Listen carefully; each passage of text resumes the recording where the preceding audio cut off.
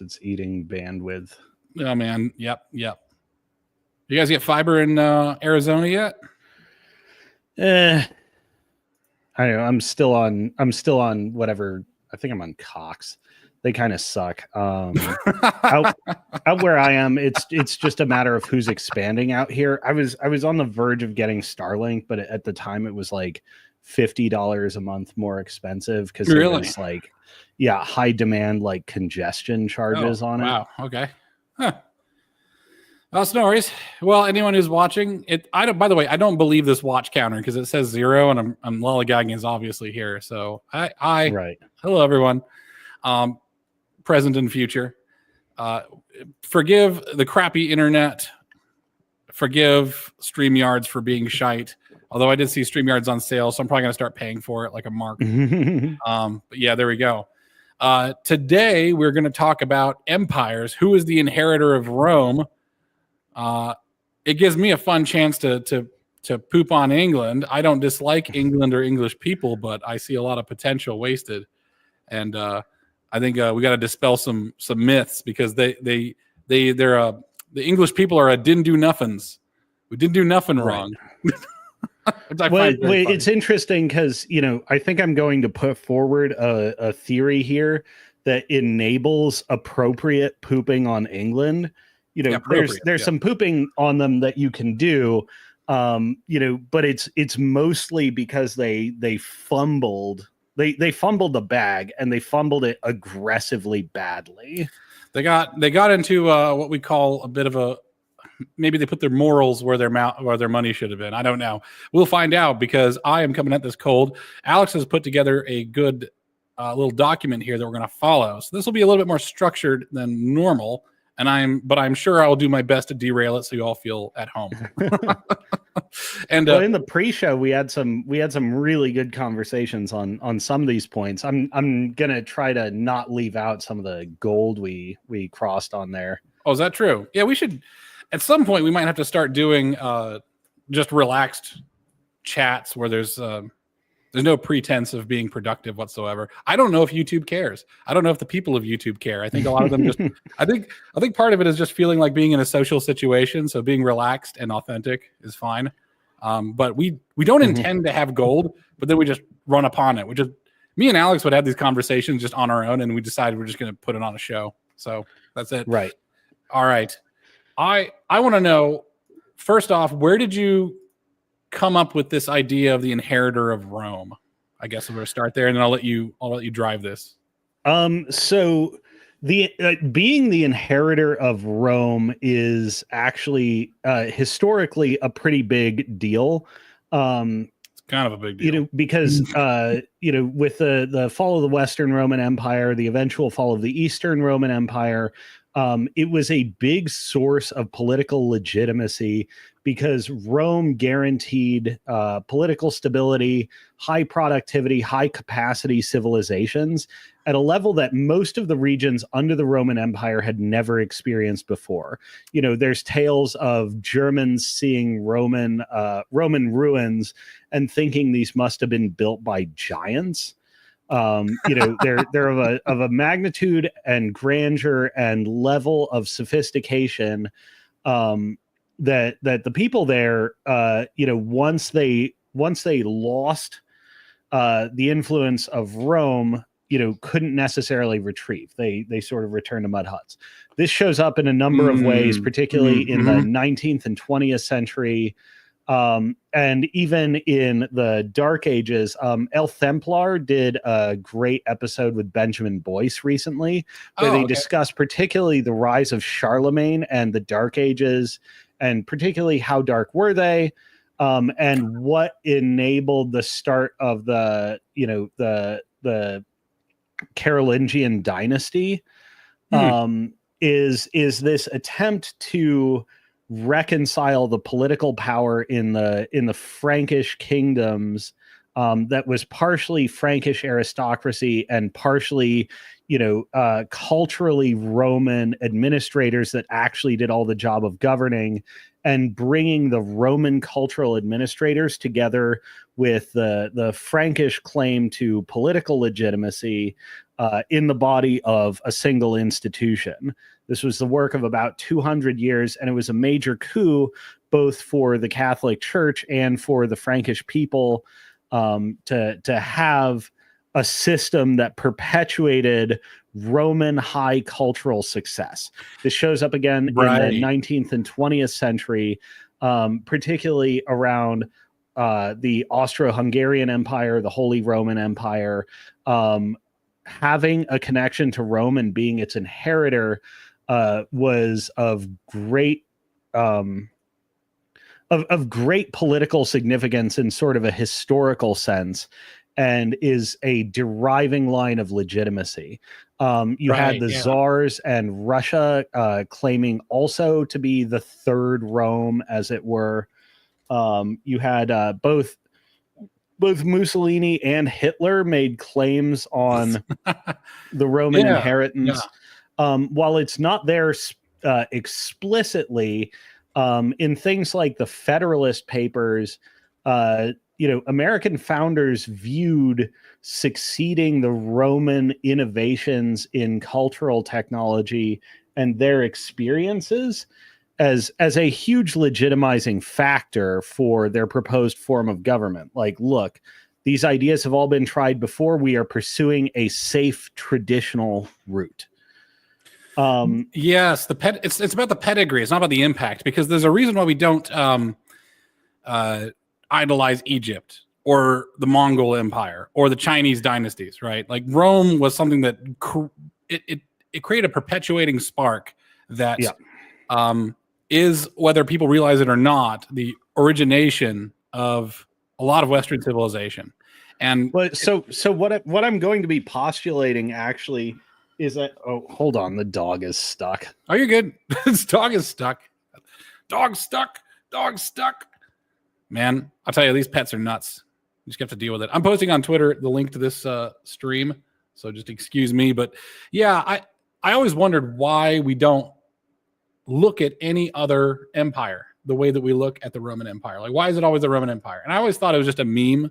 Like, people are being NPCs. People are being, oh my gosh, we got a cute dog on the stream. There we go. Once I start paying for StreamYards, we can just have dog cam, Oh, you're muted, brother. Wait, you're muted. There we go. The dog cam would be embarrassing, not for me, but for people having to see what this dog gets up to. Oh dear. Oh boy. Is he fixed? Is he he is not yet. He's still in that growing phase where he's not ready for it yet. Okay, yeah, I gotcha. No, he's mostly just a dumbass, and you feel dumber watching what he does. That's kind of what dogs are for. Like, if we wanted a smart animal, we need a little stupidity. But if you want a smart animal, you buy some kind of collie or herding dog. Oh yeah. This is actually like a little bit of a tangent, but kind of relates to where some of this conversation is going. So this guy is an Italian Greyhound, and Italian Greyhound makes you think of, like, maybe Renaissance Italy or Roman times or something like that. There's a number of Greyhound lines. And they're all over the world. Like, there's the Russian Greyhound, aka the it's the one the communists tried to wipe out. There's the English Greyhound, which is sort of the most common one. They're all sight hounds or coursing dogs, except for the Borzois in Russia, which are wolf hunting dogs. But they're all coursing dogs after a fashion. The Italian Greyhound is actually the oldest Greyhound lineage, and it doesn't come from Italy. It comes from Greece, but it comes from, like, Greece 3,500 years ago. Oh, so they're sight hounds for chasing down things like rabbits and stuff, but they're smaller than English ones. And part of that is because they eventually became, like, companion animals to the rich and famous. So, like, you envision, like, sort of a warlord king sat on his throne with his dogs around his heels kind of thing, like his game dogs that he goes out hunting with and stuff. And you usually envision in your head, I think often, some sort of big burly, big German hound Shepherd type thing. Yeah. What they actually had was these little goobers that like are desperate for personal attention and affection and like need to be around people at all times. And that's actually where these come from. Oh, that's funny. Well, I mean, agreeability between humans is probably the main. I mean, it's interesting the kind of technology that husbandry brings you, because you'll have a period where people are breeding for a certain thing and then they'll breed for something else, right? Like, so agreeability first and foremost would probably be the top one, so they actually listen to you. But now we take for granted that these dog breeds listen to us, so we breed for other things. It's weird, yeah. Like pigeons. So, there's a great Wendigang. Sorry, just real quick. There's a great Wendigang video about pigeons, and I guess pigeon rearing actually goes back all the way to ancient Egypt. Oh yeah, they're ancient domesticated animals, and actually, like pigeons are to a certain extent dependent on humans and bred to love humans, and we cast them off, in the age of the telegraph. So we're surrounded by this species that we regard as invasive and has a deep genetic inbuilt affinity and love for us, and we scorn them. Yeah, that's kind of the way of people. That's the way of empires. In fact, I would argue there's a lot of populations in America that have gone that way, where it's like, yeah, we love them, well, they love us, they cherish us, but they're no longer useful, so they get cast aside. Which is why through the empires of the Dutch and all that stuff, my family learned that being useful is far more beneficial than being good, and being such an unfortunate truth of humanity. Well, so what's funny is the back when I was learning Latin, I forget who it is. There was some guy in the 50s who wrote a bunch of textbooks on Latin, particularly with a mind toward GI Bill veterans who were going through college. Oh, really? After World War II. There was this huge influx in education from lower class American soldiers that needed a lot of remedial education in topics that would have been sort of standard in ages past. And I'm forgetting this guy's name, but he's like, for a long time, if you tried to learn Latin, this was the guy.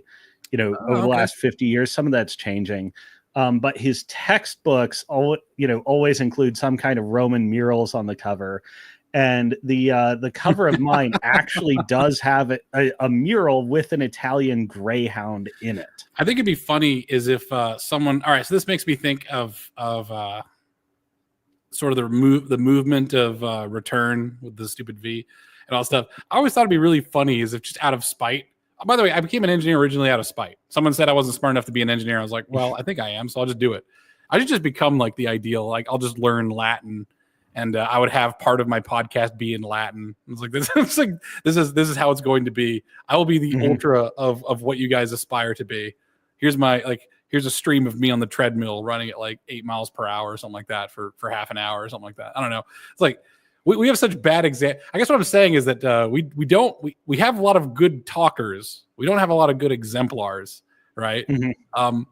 Which is kind of how it goes when people make things academic, right? And when people talk about like the Roman Empire, we don't the stuff that they're great exemplars at ends up falling to the wayside to all the aesthetic. I don't know if I'm using this word correctly, but I call anything that's an adornment to the function an aesthetic. Like it doesn't impede the function necessarily.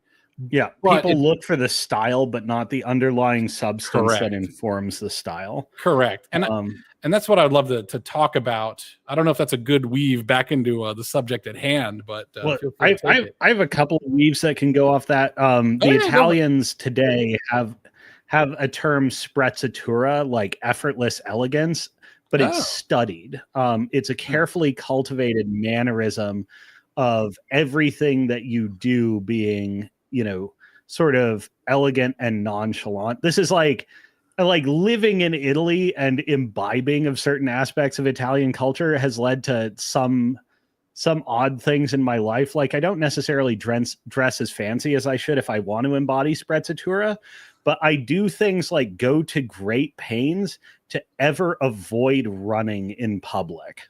Yeah. Well, that's like all my business in public space is handled at walking speed. And I feel a profound sense of embarrassment if I have to run anywhere. Well, I mean, because running isn't sprezzatura. Well, it's for valets, right? Running is for people who are being commanded and who are stressed. They're plussed, and they bring that stress to everybody else by rushing. So, right, and it's a sense that you haven't managed your time, or that you're not studied enough about your manner that you can't, meaningfully address the consequences of being late. Well, and that's what elegance is, because elegance is not just pure aesthetic. It actually is at its core function, right? It's like a Beretta, one of those adorned Beretta shotguns. They are very so. I don't know if people know this. I love this YouTube channel TFB TV. It's got James Reeves. He went to Italy recently, and he showed like a $200,000, $300,000 shotgun. Like, why would a shotgun be worth that much? Also, it's fully functional. It's a fantastic. It's going to be one of the best shotguns you'll fire. It's going to be like a side-by-side or an over-under, but it's adorned to celebrate it as a thing. So I feel like elegance is actually the celebration of functionality and things working as they should be, which is almost like a cosmic, heavenly ideal. So yes, there's no running in heaven. Everyone's on time. They arrive precisely when they mean to. Right. Yeah. So that's, that's like I go to great pains in bizarre areas of my life to do that thing. Yeah. What else? Yeah. What's that one song? Real gangsta ass some things can't don't run from shit, because real gangsta ass some things can't run fast.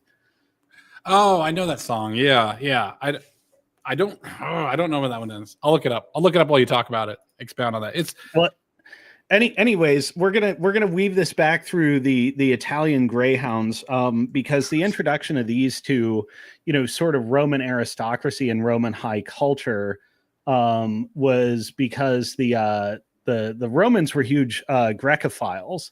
right. They loved them for high culture and for articulation of learning, high virtues, etc., among the upper classes. And this meant adoption of tiny coursing dogs and, imbibing Epictetus and old philosophers.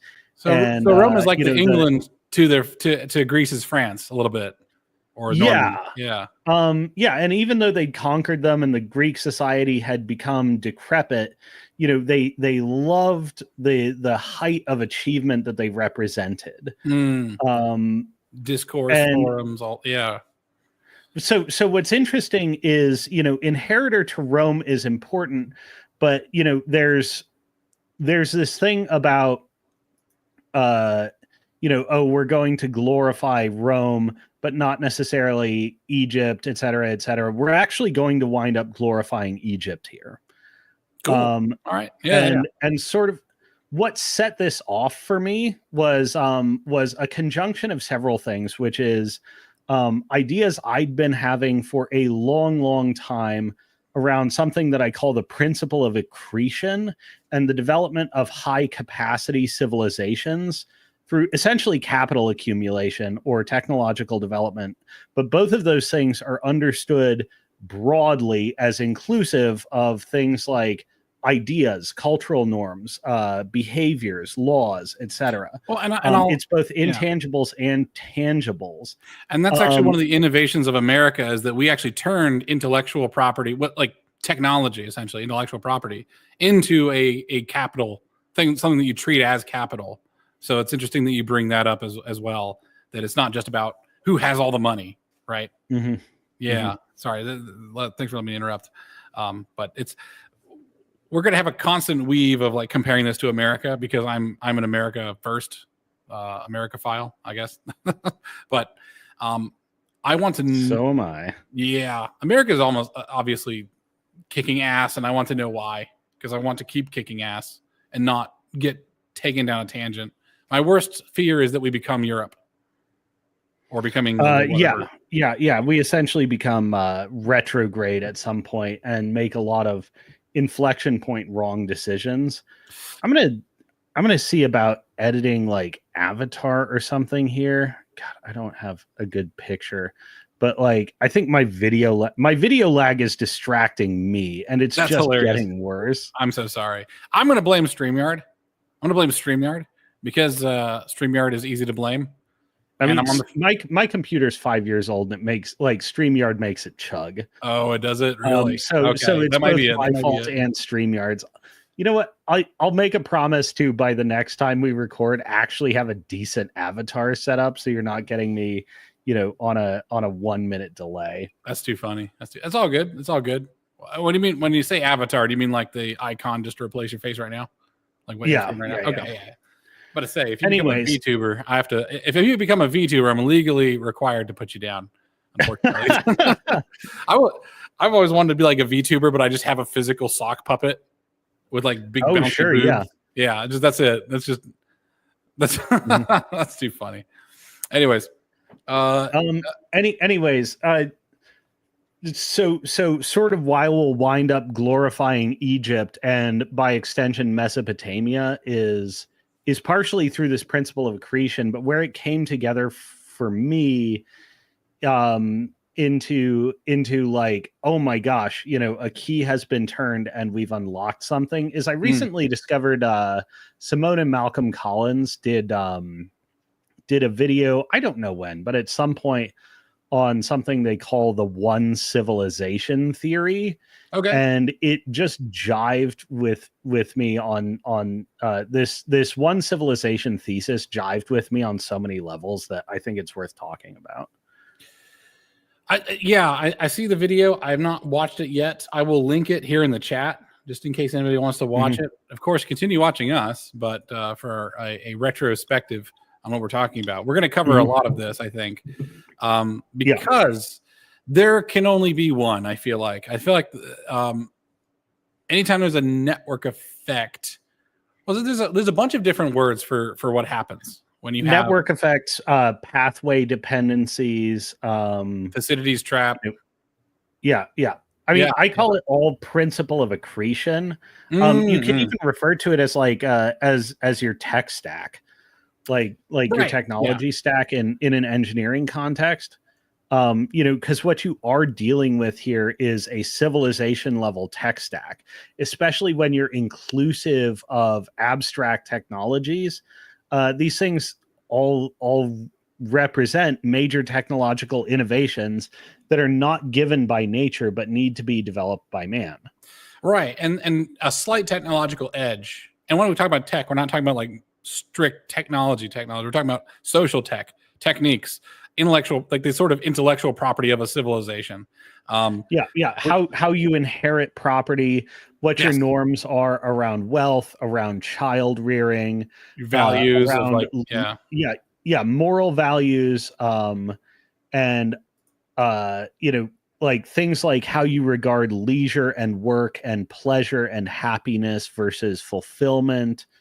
A great tech split, to oversimplify it, I think we've talked about this before, is the Catholic Protestant split of pleasure equals bad for Protestants versus suffering equals good for Catholics. Yeah, very puritanical. Yeah. What and these have caused them to split, and in ways that you wouldn't necessarily anticipate, because they're as metaphysical presuppositions, they have different implications for what sort of technologies you develop around your philosophical priors. I'm going to try the camera again and see if it's any better now. It's a little better now. A little better. We still have some lag, but anyways. So any remarks on that that sort of opening thought before I dive into the principle of accretion proper? I'll just remark that a lot of times the values that you put into your civilization, especially values that are tied to evaluating like good and bad, right? Those things have huge knock-on effects. By the way, if you have to leave and come back to try and fix it, feel free. I'll kick out and come back. Sounds good. Yeah, no worries. I'll vamp. The knock-on effects of your value system will have unanticipated and unanticipatable results, right? Okay. Because let's say you take the suffering equals good, right? Like it causes weirdness to, you're always going to have some level of weirdness with your civilization. Every civilization is fundamentally weird until it's been working properly for a certain amount of time. Okay. Like a track record makes something not weird. What was weird at the start becomes pretty normal if it's functional. So it's about like whether or not it's functional. The suffering equals good principle starts to set the stage for all value systems become socially comparable unless strictly forbidden from doing so. So despite the fact that charity is like something that you're not supposed to talk about too much as a Christian, it ends up becoming a massive driving force in a lot of societies that decide to take a lax view of strict biblical like reading and interpretation, right? I see there's a lot of things that it's funny because there's a lot of things that can be preventable with an adherence. There's a lot of things that can be kept consistent across millennia with some sort of adherence. So like having a written record and a pedigree is a huge part of having a civilization, because if you were to start a civilization from scratch, you would have an infinitesimally small chance of actually surviving. So the fact that the Romans got it right is kind of a miracle, and they did so with a lot of bloodshed, because to get right you have to do a lot of wrongs, and it's about your recovery. Like your civilization's persistence is actually more about how you react to mistakes that you've made. So this is one of the reasons why I take a lot of issue with people who appeal to first principles of a civilization, is because you're not giving yourself the ability to back out from a mistake that you might have made very early on, right? So one of the things I see from the Groypers is a piece of literature saying that America is a white nation, and I always love to like ask, well, what is white? All right, and then I just post a picture of like Albanians or Slavs or anybody. It's like back then it used to mean something very different. There's a lot of scope creep when it comes to white. What does that mean? The fact is you have to back out of that stuff. Like we had to back out of slavery with a lot of pain. All right, there's a lot of things that we back out of that were our first principles. So having a civilization that is strictly adherent to principles is really dangerous, because if those principles are wrong, you're going to be screwed. Right. Yeah. First principles are actually like, a lot of people think of them as like some magic set of keys that, you get out of going to college or being a genius or something. The reality is all first principles are actually last principles, in that they're derived from a careful analysis of experience and only yielding to theories after seeing the entirety of the results. It's funny because the empire is built on empiricals then. Yeah. First principles are actually the result of careful reflection on what has actually happened and carefully extracting the governing thing that causes these results. And what's funny is this is why you need the great man. This is why the great man theory of history tends to be true, is because you do need to have a great man who can transcend the founding principles of your group and become the hero, or has internalized them sufficiently such that he is able to manipulate them and cause tremendous outsized results given the right time and opportunity. Because he's internalized them to such a level that they are actually pliable and plastic. Yeah. I would love it if there was an AI that would go through and get trained by George Washington and be like, okay, what would George Washington think in this situation? And just like do that for an entire presidency and just find out that George Washington would be a terrible president right now, which because he probably almost certainly would be. He wasn't. Actually, I don't know. I have no idea if he was actually a good president back in his day. I don't know if much happened. I don't think other than the Whiskey Rebellion, which he wrote out, and I always love pointing that out to libertarians. Well, that was pre-American Constitution. That's true. That was Articles of Confederation days. Which gave us sovereign citizens, which are like the best. Right, which is a sort of really fascinating and interesting period that just sort of gets elided over in history texts. But it's like, if anybody's looking to like really dive into some deep America lore, look at the period under Articles of Confederation. It's super interesting. Good sources are hard to find, but man, is it fascinating. Well, and that's the formation. We had something like 10 presidents before George Washington that served as 1-year terms. Really? I didn't know that. Yeah. Wow, we really did. Yeah. Yeah, and to Luna's comment here, Yes.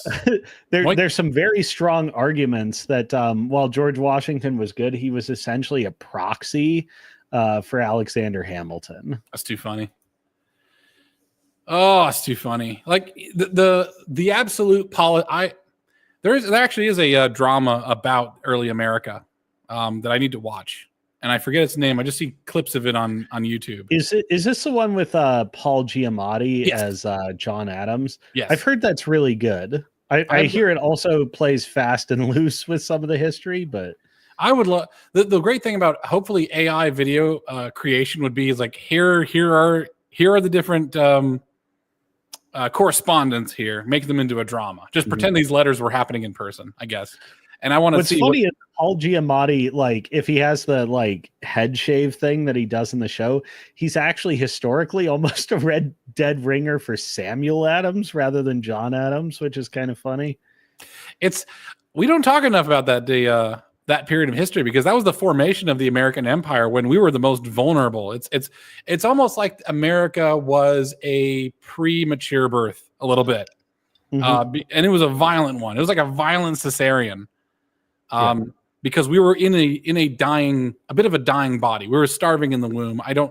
There was something stifling about it that we had to get out. And I think a lot of people, as an aside, this is my pet peeve of the month is people from Europe and England who continue to say like, well, we're basically Americans. So like, let me tell you about your country and how I fit into it.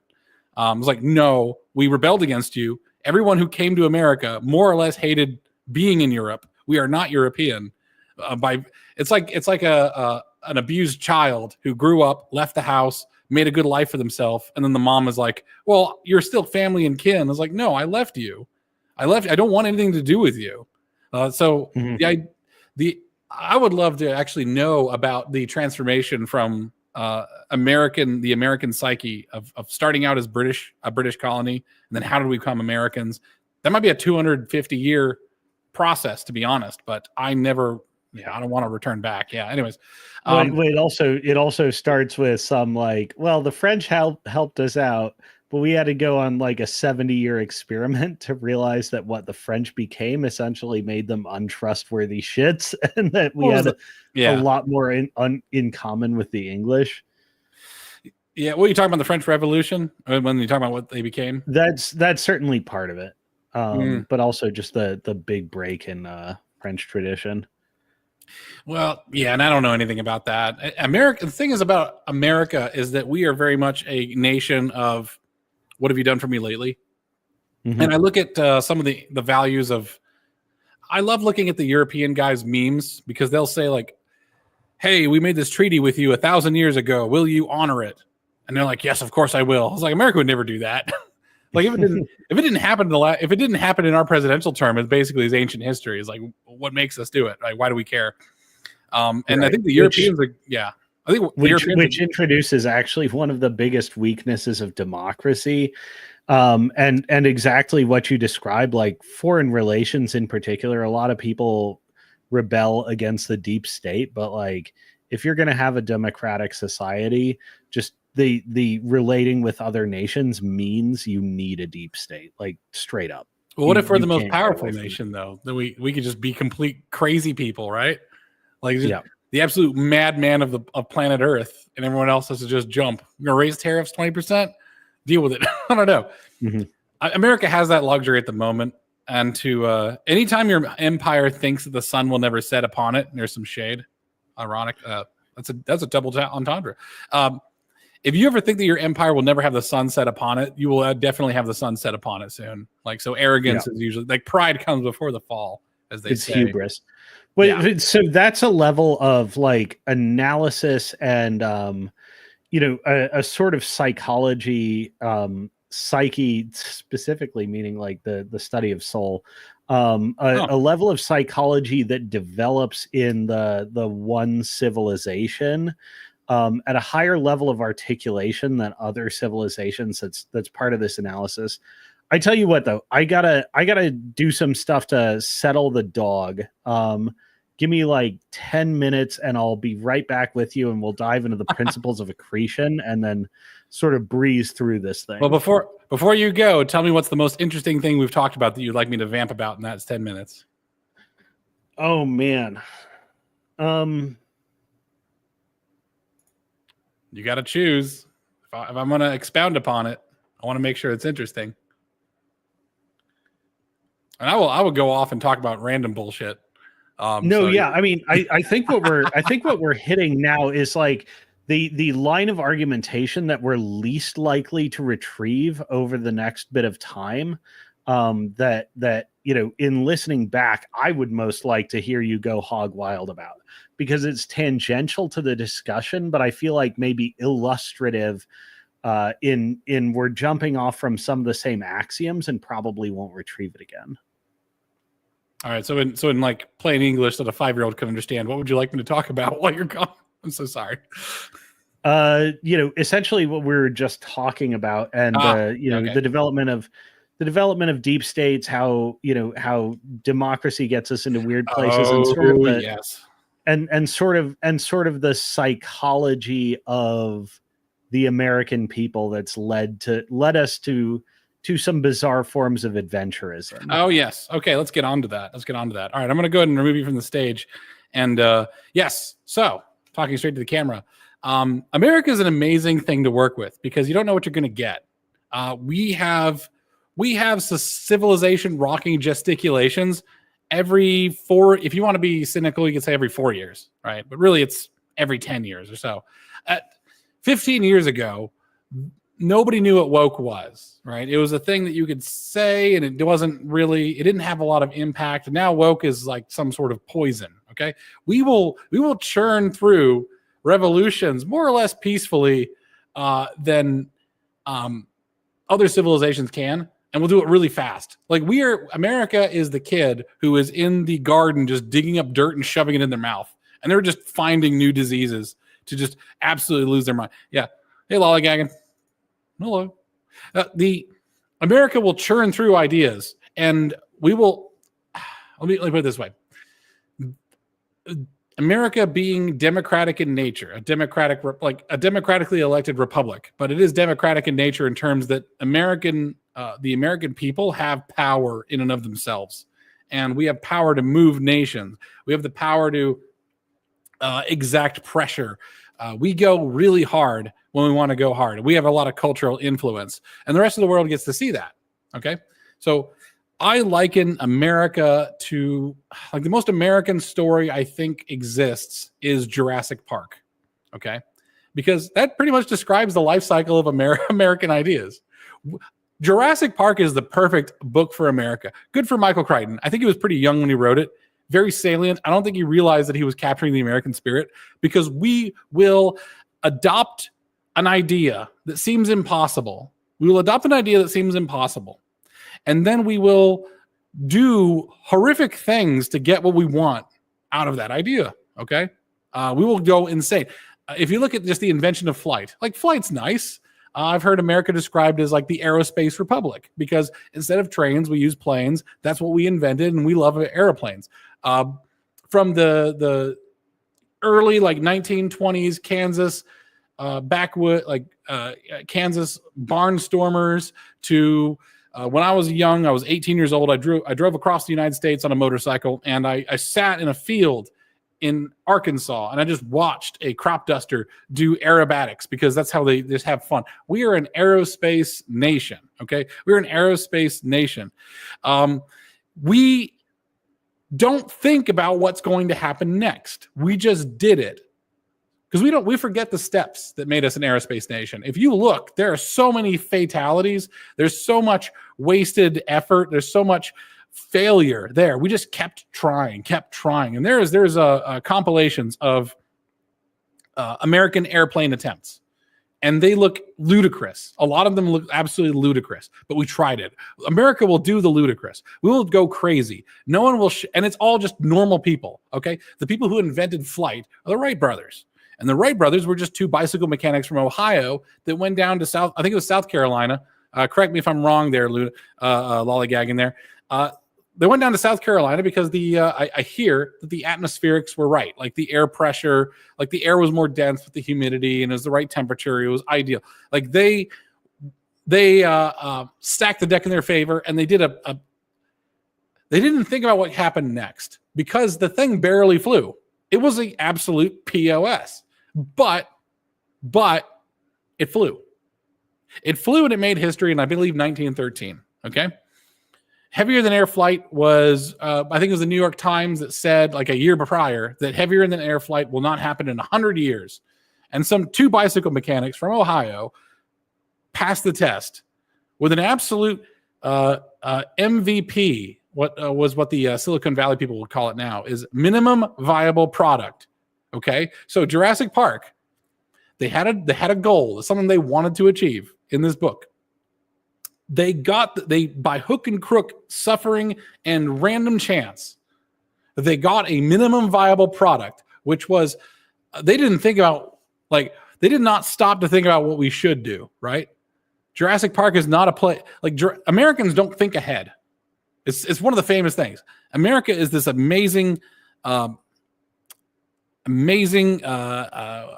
petri dish of just organisms as thoughts as organisms competing with each other, and then people putting it to the test. So in Jurassic Park, as soon as they had something, they monetized the hell out of it. It was North Carolina. Oh, thank you so much. Thank you so much, Gang. North Carolina. Yeah, first in flight, thanks to Ohio. Ohio doesn't get any credit for Wright brothers, despite the fact they did all the work there, right? Anyways, you might as well give the moon credit for the moon landing. Anyways, they monetized it immediately, which is the most American thing possible. They patented it so that Gennaro had to like go in and have some clandestine plan, like use Nedry to get embryos, right? Obviously, if you don't want to publicize what you're doing, you make it a trade secret instead of a patent. Like patents are public. That's the power of patents. That's why patents have a public good to them, despite the fact they give you personal assets, right? So usually it's like 20 years or some number of years. They publicize your thing. But if you want your idea to stay unpublicized and forever your property, you actually turn it into a trade secret. But the trade secrets can be stolen, right? There's no protection for a trade secret. You have to just keep it under lock and key. Okay, so Jurassic Park then results in the rapid monetization of a minimum viable product from an absolutely insane and impossible goal. It ends in complete disaster. Aviation does not have the disaster phase to the extent that Jurassic Park did, obviously. However, I think that's changing now because drones, which is an extension of aviation, right? Obviously, drones are now probably going to change warfare forever, completely cutting out the warrior mindset, right? What drones do is they cut out the warrior mindset. This technology destroys the warrior class and replaces it with technicians and logisticians. Do you have the technology? Well, the authors of the technology don't matter. The technicians who actually put it together matter. Like the authors are really only valuable when they're authoring, which is once per the life cycle of a product. After that, it's about assembling and the competence that goes into manufacturing something. And then the logisticians who ensure that resources are distributed such that our military capacity goes high. There is no bravery. There is no gallantry. There is no romance in a drone war. So in the span of, what has it been? 112 years? I think the Wright brothers flew in 1913. Am I wrong about that? I'm going to look it up. Wright brothers first flight. I believe that was 1903. 1903, sorry. So in 122 years from the invention of flight, now is the complete collapse of the romance and bravery of warfare. We did not see that coming. Oops. Oopsie poopsie.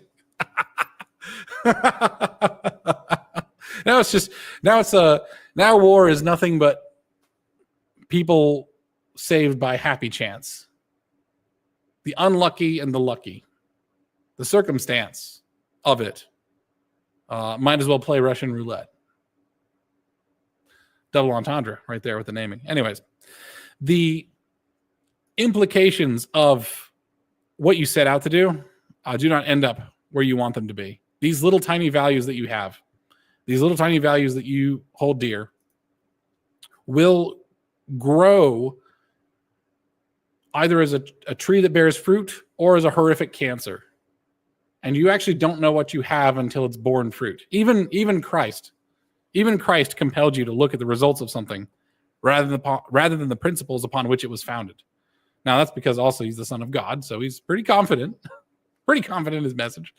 But also because it rings true. Like, I don't want you to abstractly consider what is good. You have to just look at what it results in. And what does America result in? That's an awesome avatar. Is that the avatar you're going to go with? That's awesome. You're muted, by the way. Yeah, this is I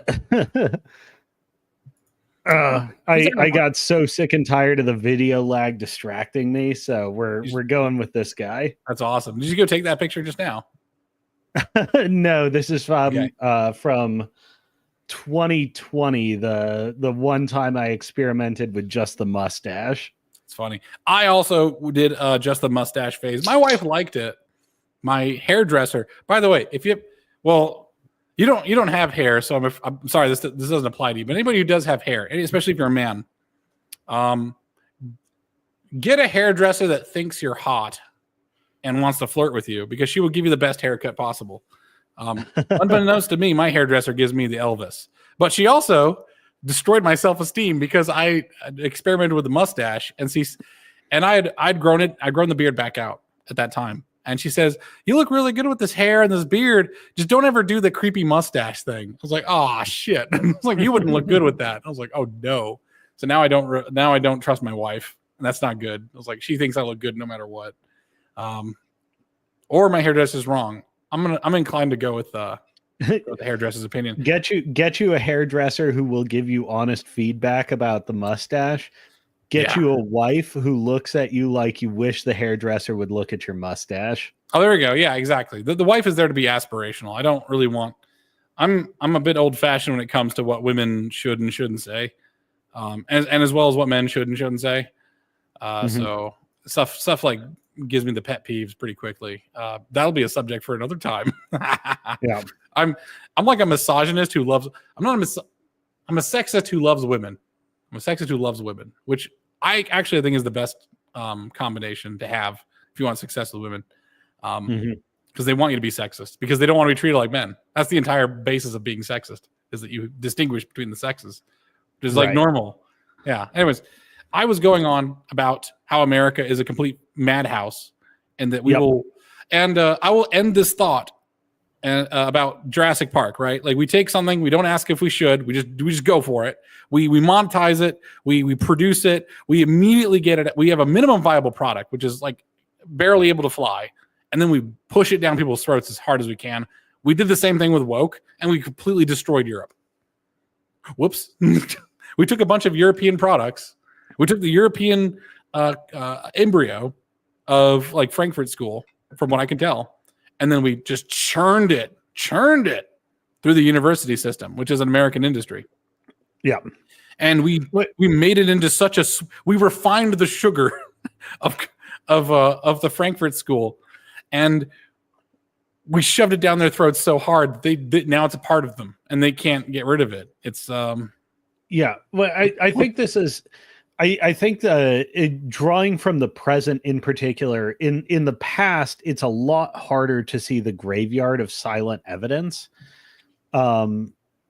It's a lot harder to see. Yes, Luna, you are right. And we talked about this in the pre-show. Poison cells, by the way. Poison cells really well. You can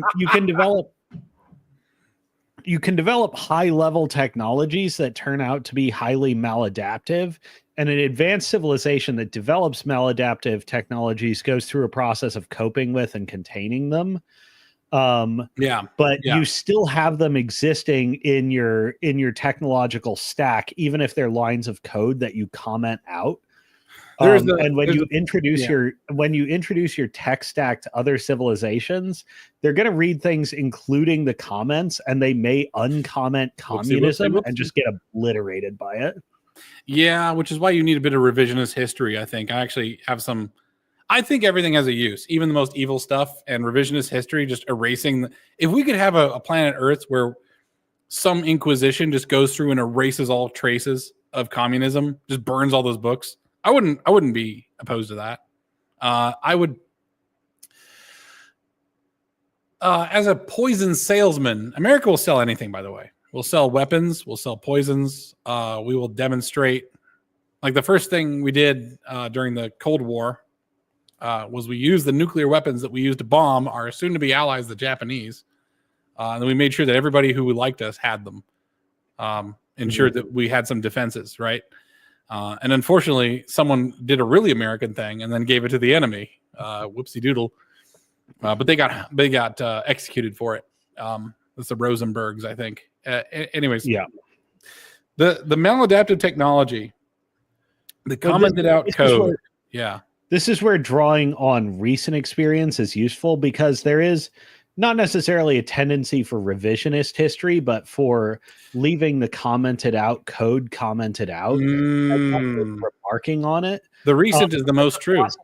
Yeah, that's a process that you sort of drop into the graveyard of silent evidence, failed avenues of exploration, and don't necessarily retrieve them, or retrieve them at high resolution at a point, say, hundreds of years in the future.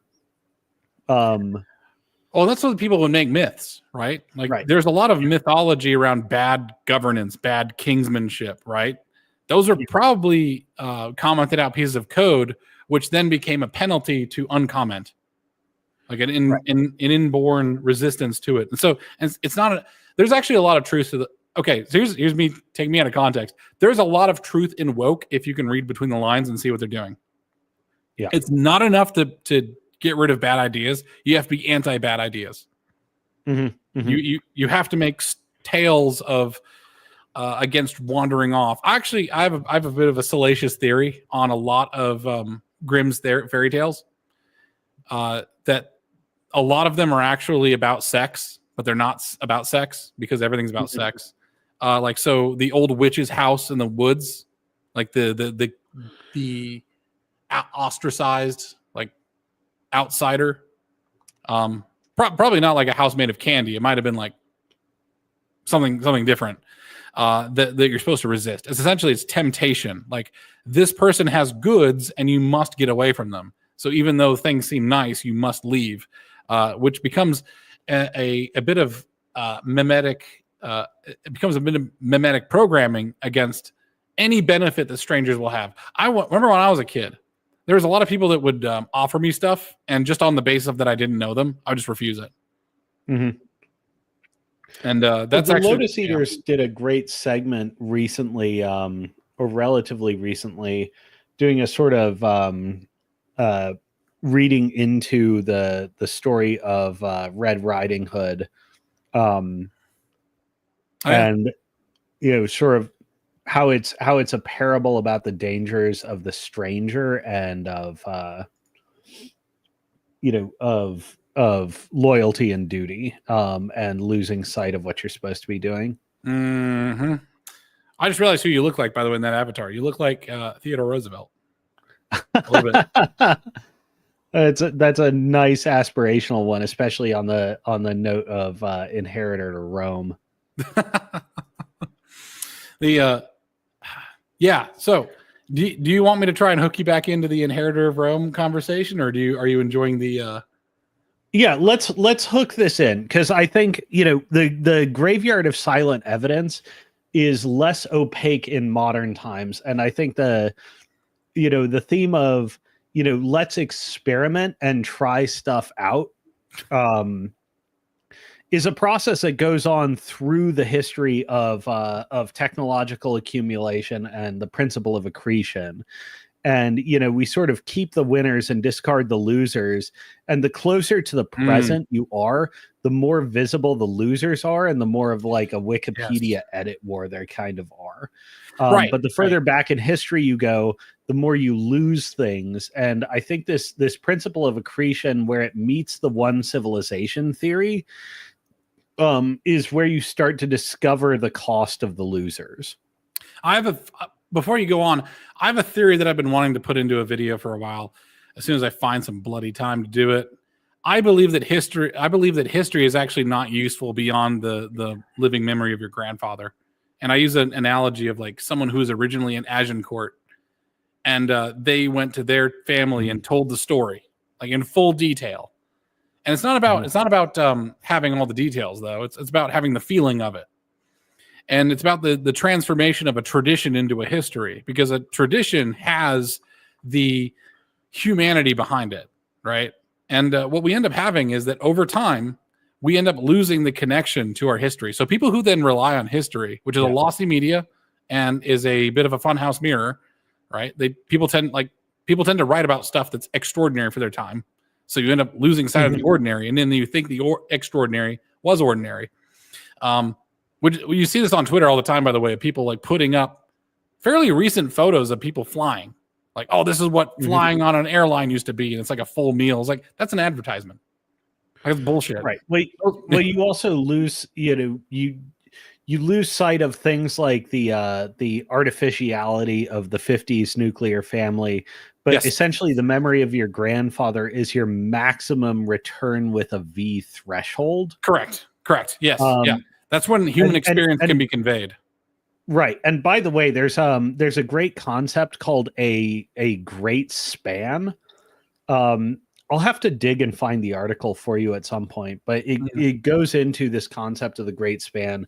And we had a U.S. Supreme Court justice who I think died in the 50s or 70s,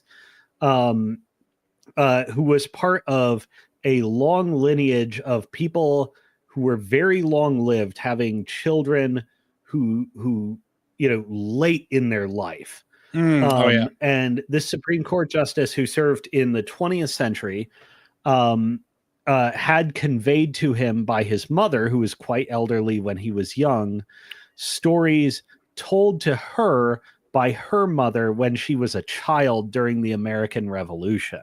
So the grandfather's memory cases get quite long in some circumstances, and it's actually very important to pay attention to this asymmetry in return possible memory. Yeah. And to Lollygagging's point, like Zachary Taylor, I want to say, or John Tyler, I don't remember which one. I think it was our 10th president in the U.S.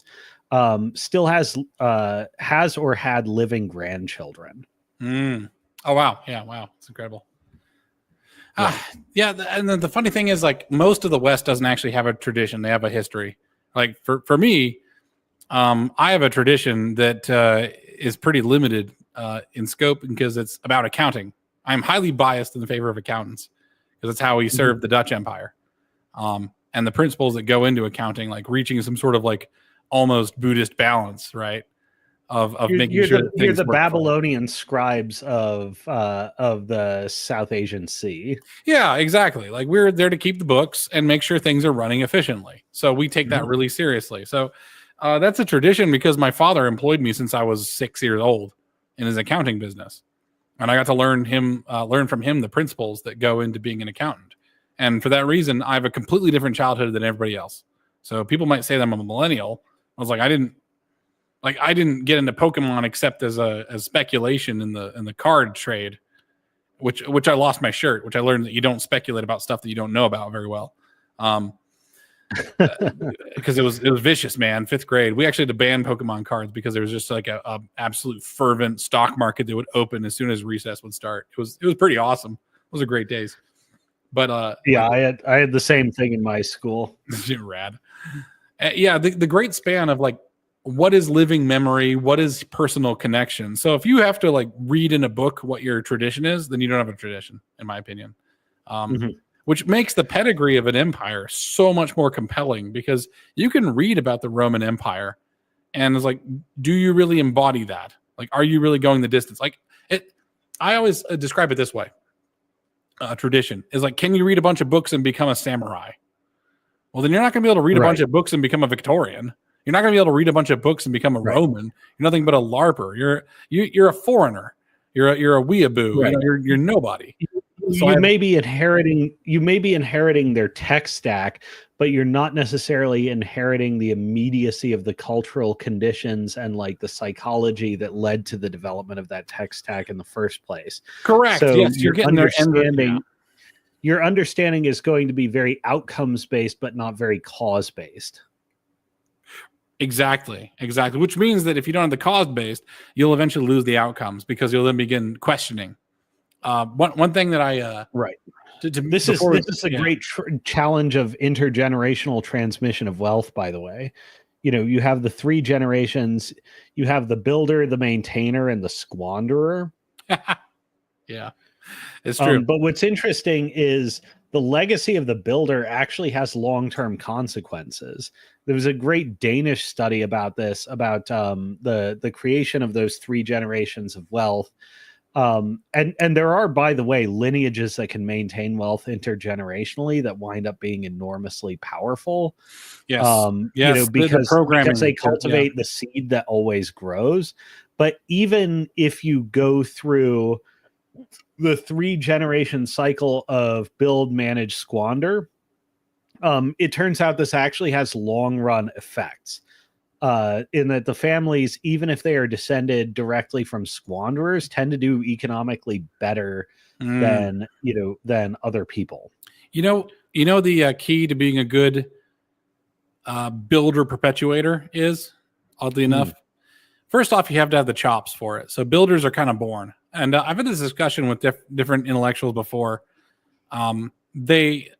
If you work with proper geniuses in like the areas of engineering and physics, as I did, we end up coming to this conclusion that this sort of breed is born, not made. You can only process what you're given, right? So, there's certain things like a reduced sex drive, a heightened curiosity, and a tolerance for failure is actually a really good, and a low frustration threshold is probably more. Because you think about genius and you think about high IQ. Well, high IQ is great and all, but like really the persistent stuff that gets you there is the consistency throughout your life. If you want to be an amazing builder, it's your developed psychological technologies. Yes, and that it comes with your upbringing. But it does have to be born because personality plays a huge part in it. To depersonalize an institution is to, yes, make it more democratic, but it also is to water down its acceleration of those who are born for it. The way to be a builder is, yes, you do have to be born for it, which implies that there has to be some level of adoption. So I use this analogy with the English and with all of the old worlders, is that if you had a blacksmith and he's an old master, there's an old master blacksmith, and he has a son, and the son goes off on travels and goes and does whatever. But then you have an adopted apprentice, and the apprentice is just hanging on your every word. He's from some strange land. He had to learn your language. And this apprentice has been raised up to become a master by the old master. And then the son returns. Okay, then who is the real inheritor? Is the apprentice who became a master, or is the blood son who left and then came back? So there's a certain level of need to be okay with foreigners, I think, unfortunately, or at least just people that aren't your children directly, which means institutions, which means learning institutions. Well, there's also an interplay of different selection mechanics. So to give you an example of something I heard recently, is that if you look at, you'll mostly see it in English lineages, although if you're familiar enough with like German roots and stuff, you can see it in other linguistic people groups too. Okay. People with the surname Weaver are found to have higher manual dexterity than absolutely, than the general population. And people with the surname Smith, and like my best friend has the surname Smith, have significantly higher grip strength than the general population. I can attest to this. It is true. That's crazy. Like generations and generations after their family stopped being Smiths, professionally, there's an overlapping of selection mechanisms that can give you, weird inheritances and stuff like that. That'd be awesome. And as hell having been if you've been a part of a lineage with a grand builder in there, odds are high that you've had these interlinking selection mechanisms, both on the societal and the genetic level, interface to such a rate that even if you go builder, maintainer, squanderer, you'll still have the builder baked in there. Right. That's true. Yes, that's a good point. My issue though is that when someone's born into an area that is chaos, well, this is almost describing the fourth turning in a way, is that you have like one person, the maintainer is built into a time of goodness, or maybe they're born in the time of badness and they got to watch, like they're born in the bad times. They got to watch their father bring order to the chaos. So they feel the impetus to do it. And then you have the squanderer who was born in the order and decides that order is actually just natural and therefore does not need to be defended, and then squanders it. Right. Like, does it, I feel like it's just a constant cycle and it's very difficult to maintain. And you get this built in until you have interfamily competition. That's probably an important technology, is that you do need interfamily competition or interfamily marriage to pass on. Like, I know the Japanese during some of their periods would have the ability for someone to just adopt a fully adult man.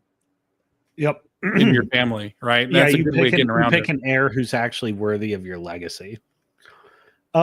Let's take this as an inroad to the principle of accretion, because sort of this whole discussion working up to it has been an introduction to, this isn't a reified perfect cycle. Like, there are epicycles going on within this that you have to understand. There are gradations to the human experience. Both progress and retrogression are possible for reason of like micro scale stuff. Right. So, what I'm about to elucidate here is not something that can be graduated to, a pure Platonic principle. You have to understand that that the cycle and vagaries of human existence inform how this all works. And what you talked about, interfamily competition, feeds into sort of nothing wins like winning. Yes. Yeah. So oddly enough, we have a document here that we were just like getting to the very top of. So this is all kind of like laying the groundwork for getting into it. I'm glad we were able to get here organically to an extent, because I don't want this to ever feel like a lesson. I want it to feel like a conversation. But yeah, nothing wins like winning. How does that relate to, like, how does that work in a Roman? Like, so do you want to like make comparisons between the Roman Empire and us, or Roman Empire, England, and then the United States, or how do you want to? So this is actually sort of an illustration on, what you talked about with the mentality of the squanderer, is they're born in an age where order seems God-given. Yes. And this is sort of the background on order is not, in fact, God-given. It's made hard over time. Us and anyone listening to this, I guarantee you, lives in a sophisticated, high-capacity civilization. Nature is not brimming with high-capacity civilization. Nature is brimming with, the strong devouring the weak. And nature is tight-fisted. You're bound closely to natural cycles. And when nature flips you the bird and gives you a drought, that's it. You're dead. Well, and humanity is a big part of nature. So I find it funny that a lot of Westerners, and by the way, if I hear the word high trust society, I always think you're just a mark. It's like you're just living in a fantasy. High trust society is a fantasy. You can have it, but it takes a lot to keep it going. Know that it's very artificial. Because I know from experience that if you release a slave or save a criminal, they will simply turn around and stab you just because you might have some money on you. They aren't thinking at all. They have no gratitude. They're just thinking like, I want money to buy things. That guy has money. Attack him and take his stuff. Like my family, and that's talking about the interface between civilization and barbarism. Yeah, correct. Yeah, in other words, high trust societies are the squanderer because they've lost the interface between barbarism and civilization. They don't think there's a difference. Yeah. High trust society is something you can only have when you're surrounded entirely by civilized people, and you exclude the barbarian vigorously. Yeah, high trust society is a lot like saying that, my society is communist and we all just fully share. I'm like, well, that's great, but it's extremely fragile. It's unstable, and welcome to it getting completely destroyed as soon as people stop paying attention. I don't know what an inner monologue means. I started questioning it, right? And I realized I have an inner physics, inner graph, right? I don't think in terms of words. There's a work function to get an LED to emit light, right? There's a certain photonic energy band that you have to get to. Once you get above the work function of lack of trust, like once society is unable to maintain a certain divot, like once you're able to escape it, it just rolls away. It's not self-stable. It's not a slope infinite that can catch all cases. So you actually only need one liar to make a high trust society fall apart. And that to me is just extremely fragile. England used to hang people and put them into gibbets. Like people ask where a high trust society. Yeah, this is some horrible shit. They treat their their high trust society was built on the foundation of a very strict and violent law and order system that essentially amounted to a form of eugenics, where you would vigorously prosecute people with a predisposition to destroy. I know a civilization becomes unstable when it's unable to replicate the means by which its ancestors arrived at that civilization. Is kind of what I think. It's like once just like families, yeah, exactly. There's a lot of I realized that England was kind of boned when I heard a discussion on the Lotus Eaters when they're talking about fox hunting. I was like, oh, it's kind of barbaric, it's kind of bad. And I actually thought to myself, by the way, my family was raised by Victorian era Westerners. I remember thinking to myself, I was like, how dare you judge your ancestors? And also, how dare you judge your betters? And I realized that programming is gone, isn't it? Like this, how dare you judge your own people? I mean, it's people who built the world you inherited, and you're judging them without the fog of war when they had to move in the fog of war. Well, it's like, also how dare you? Like these were, they don't rise to the levels of moral accounting that their descendants had made possible by them. But like, how dare you judge them for acting in the situations that gave you this high level of moral sophistication that you have now? Yeah, you've generationally speaking, you have taken the ladder that you've ascended, created by your ancestors, and instead of turning around and being grateful for they're standing in the dirt to elevate you out of that dirt and mud. And instead, you just sort of stab them, calling them dirty, rather than celebrate them for the horrible things they had to do. Which is by the way, what I believe is the fulcrum upon which woke leverages Western civilization. I know people say it's linguistic.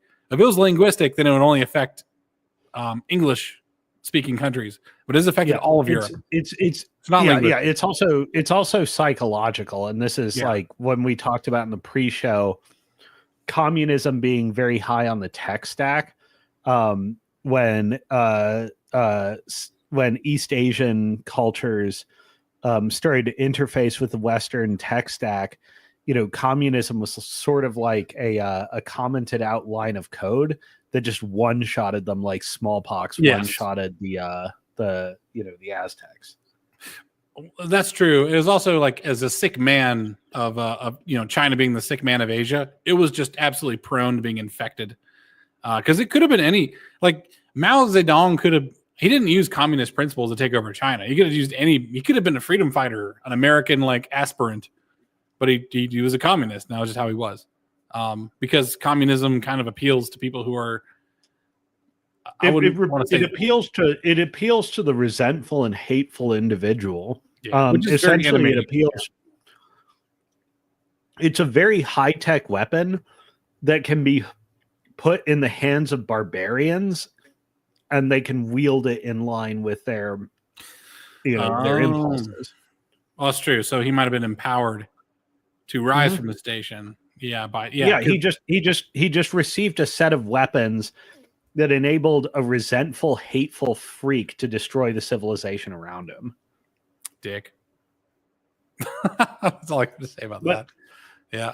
Yeah, fuck that guy. Well, yeah. Let's start with the principles. Let's start with the principles of accretion, and then I want to go through how many years as a caveman, if that's all right. Absolutely. No, you lead. If I'm going, as far as I'm concerned, you're driving this. If I'm going on a different direction, just be like, hey, that's nice, Alex, but let's talk about this. Yeah, feel free to treat me like a child. That's nice, Alex. Let's talk about this, because I think we've laid some informative background. Principle of accretion is something I developed after doing, a shitload of meditation on principles of economics, and particularly the development of capital accumulation. In the long run, what we call civilization and society is a game of capital accumulation. You start in, the times of monkeys, wolves, lions, etc. And there's this jumped up branch of apes that's starting to develop a higher override switch for sort of instinctual behaviors. This animal lives much like other animals, and lives in large groups and develops the means to create a food surplus. Chimps are doing this now, and there are some chimp troops that are widely recognized to be in the Stone Age of civilizational development because they've crossed certain thresholds of capital accumulation. And does capital accumulation means the buildup of physical things like the material wherewithal to do more with your time than worry about moment-to-moment survival. Oh, and that's what, and so the advent of agriculture actually plays into it. Does the advent of agriculture play into creating a sort of capital culture? Because it sounds like it would, right? Oh, super duper. Yeah, that's late in the game, though. Oh, okay. We're talking like in the early stages when you're in the time of apes and wolves. You're talking capital accumulation being like a stick that you put into a log to pull ants on and eat. Oh, right, because we have technology as a bit of a property, as a capital. Right. Yes. Right. Yeah. So it's having this caloric surplus. Either you're able to take down some beast that has massive calorie wins for you and your troop, like some sort of megafauna, or a good haul of fish or something like that. You have a few days where you're not necessarily preoccupied with filling your belly. This can be developing the stick for ants, or it can be developing napping stone. Much of this is lost to the record of history, but these are stages we necessarily had to ascend through, where you develop better, like you accumulate the baseline food surplus and develop tools that allow you to, the next time you have to go and get a food surplus, it's even bigger. Because you have napped stone, and you can scrape meat off closer to the bone, and you can break into the bone easier and achieve marrow. And this frees up more time for the development of more tools, or for the propagation of larger and healthier children, et cetera, et cetera. Developing food preservation measures, as Lollygagging says. Probably like soaking stuff in salt water. By the way, one of the ways that you preserve food, especially in colder climates, is to actually just submerge it into a pond and allow it to age underneath. That's what the Nordics do with reindeer a lot of times. And you'll have this sort of cheese that forms because the lake being so cold, or being so salty. The point is that the lake is more or less sterile, right? For some reason or another. I wonder if the first applications of salted meat were actually just the submerging of it into the water. Obviously, that's not going to be the best for it, but it would be a start. But yeah, it's having the surplus of time. So everything is buying time. Everything is buying time. Yeah. So this accretion, how does this eventually, like, what gets you out of this living fat and plenty and then into an empire? Well, so it's important, and this is why I want to get to how many years as a caveman, but I'm just trying to illustrate the baseline principle here, which is, civilization and the coming up from the time of wolves and apes into the time of man is a game of capital accumulation.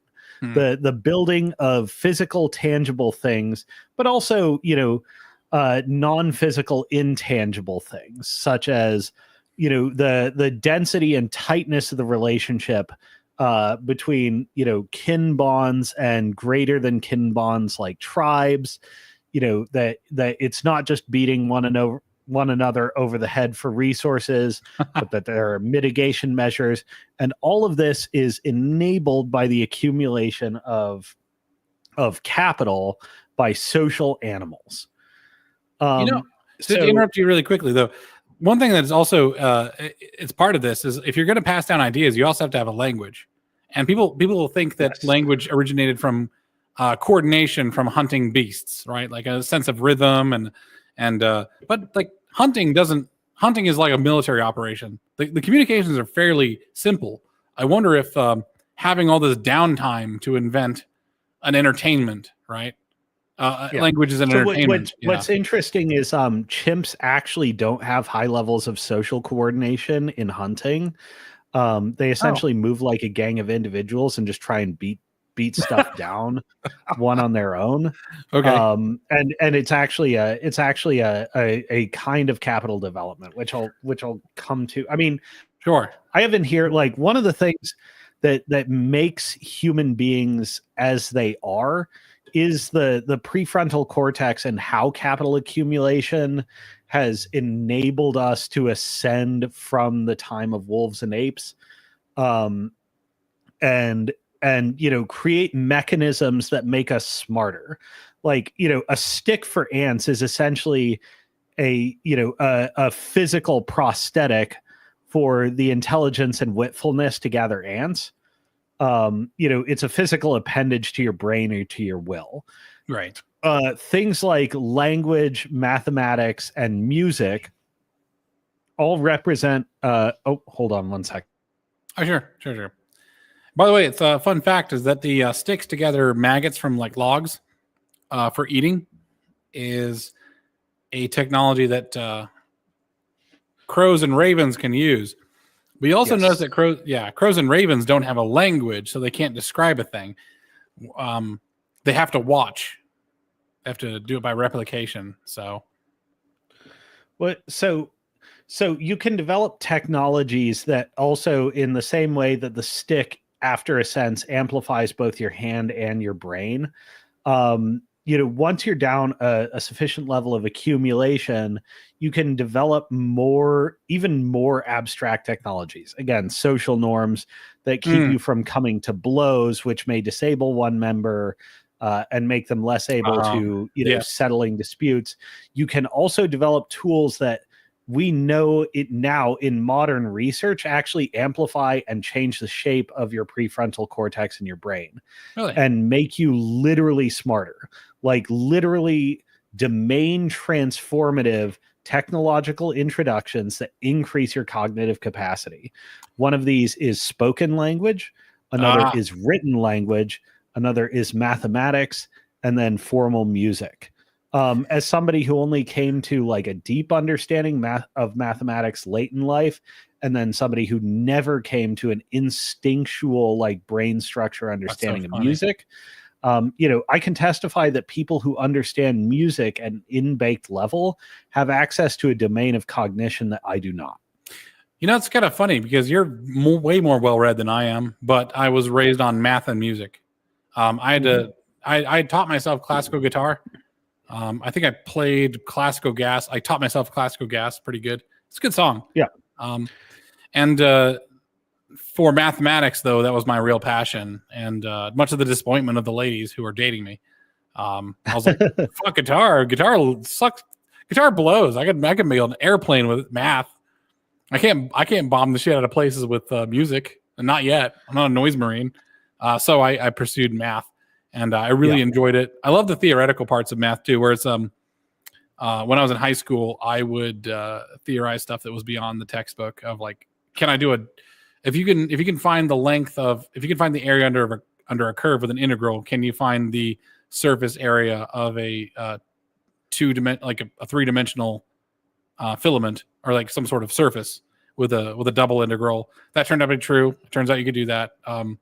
The integral of 1 over x from 0 to some number is actually not infinite, even though 1 over x does go to infinity. So I think in terms of graphs, actually. Well, what's great about mathematics is, oh, go ahead.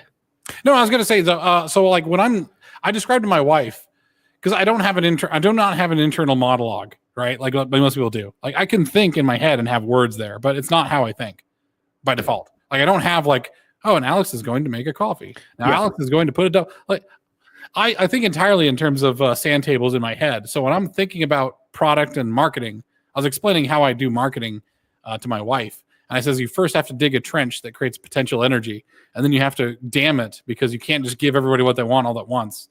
You have to like ease them into it. And it starts giving me an intuitive understanding of how humans work, because humans in a macroscopic sense are basically a force of nature. Unfortunately, like, sorry, individualists and determinists and free agency people, sorry to inform you, but humans are basically water. But this is what I'm talking about when I say like there are tools, because I am like a much more, thinking in conventional words. Mathematics operates on a different level of abstraction that has you confront laws of logical contradiction and so forth. Yes, you're bound at a much less mediated level. It also causes mathematicians to have among the shortest lifespans of academics. Yeah, really? Yeah. Suck on that, Dr. Susui. Mathematicians take their own lives at a disproportionately higher rate to other academics and the general population. It is but it's a different kind of cognitive modality that causes, that can cause psychological distress. Interestingly, economists have one of the lowest, partially because I think they know their work doesn't matter, whereas mathematicians know it matters at a very deep level. Well, mathematicians are assailable. Yeah, sorry, just to interrupt. Mathematicians are absolutely assailable because it's pure logic, right? It's abstracted logic, but it is true. It is grounded to certain principles. If you've ever seen the proof that 1 + 1 = 2, it's insane amount of work that goes into making things make sense. So mathematicians are like under the gun. You can have your entire life's work undermined by a single peer review that's like, oh yeah, that doesn't make any sense. Here's a reason why. Here's a contradiction. And you're just like, I just want to die. I want to die. It's like I put my entire self-worth is on this. That's very funny to me, and it's also very true. Just to draw attention to this, like mathematics and sophisticated theories of music to the point where it can become a cognitive modality are like writing. They're technology that are distinctly developed. They're not inherent in nature in the time of wolves and apes.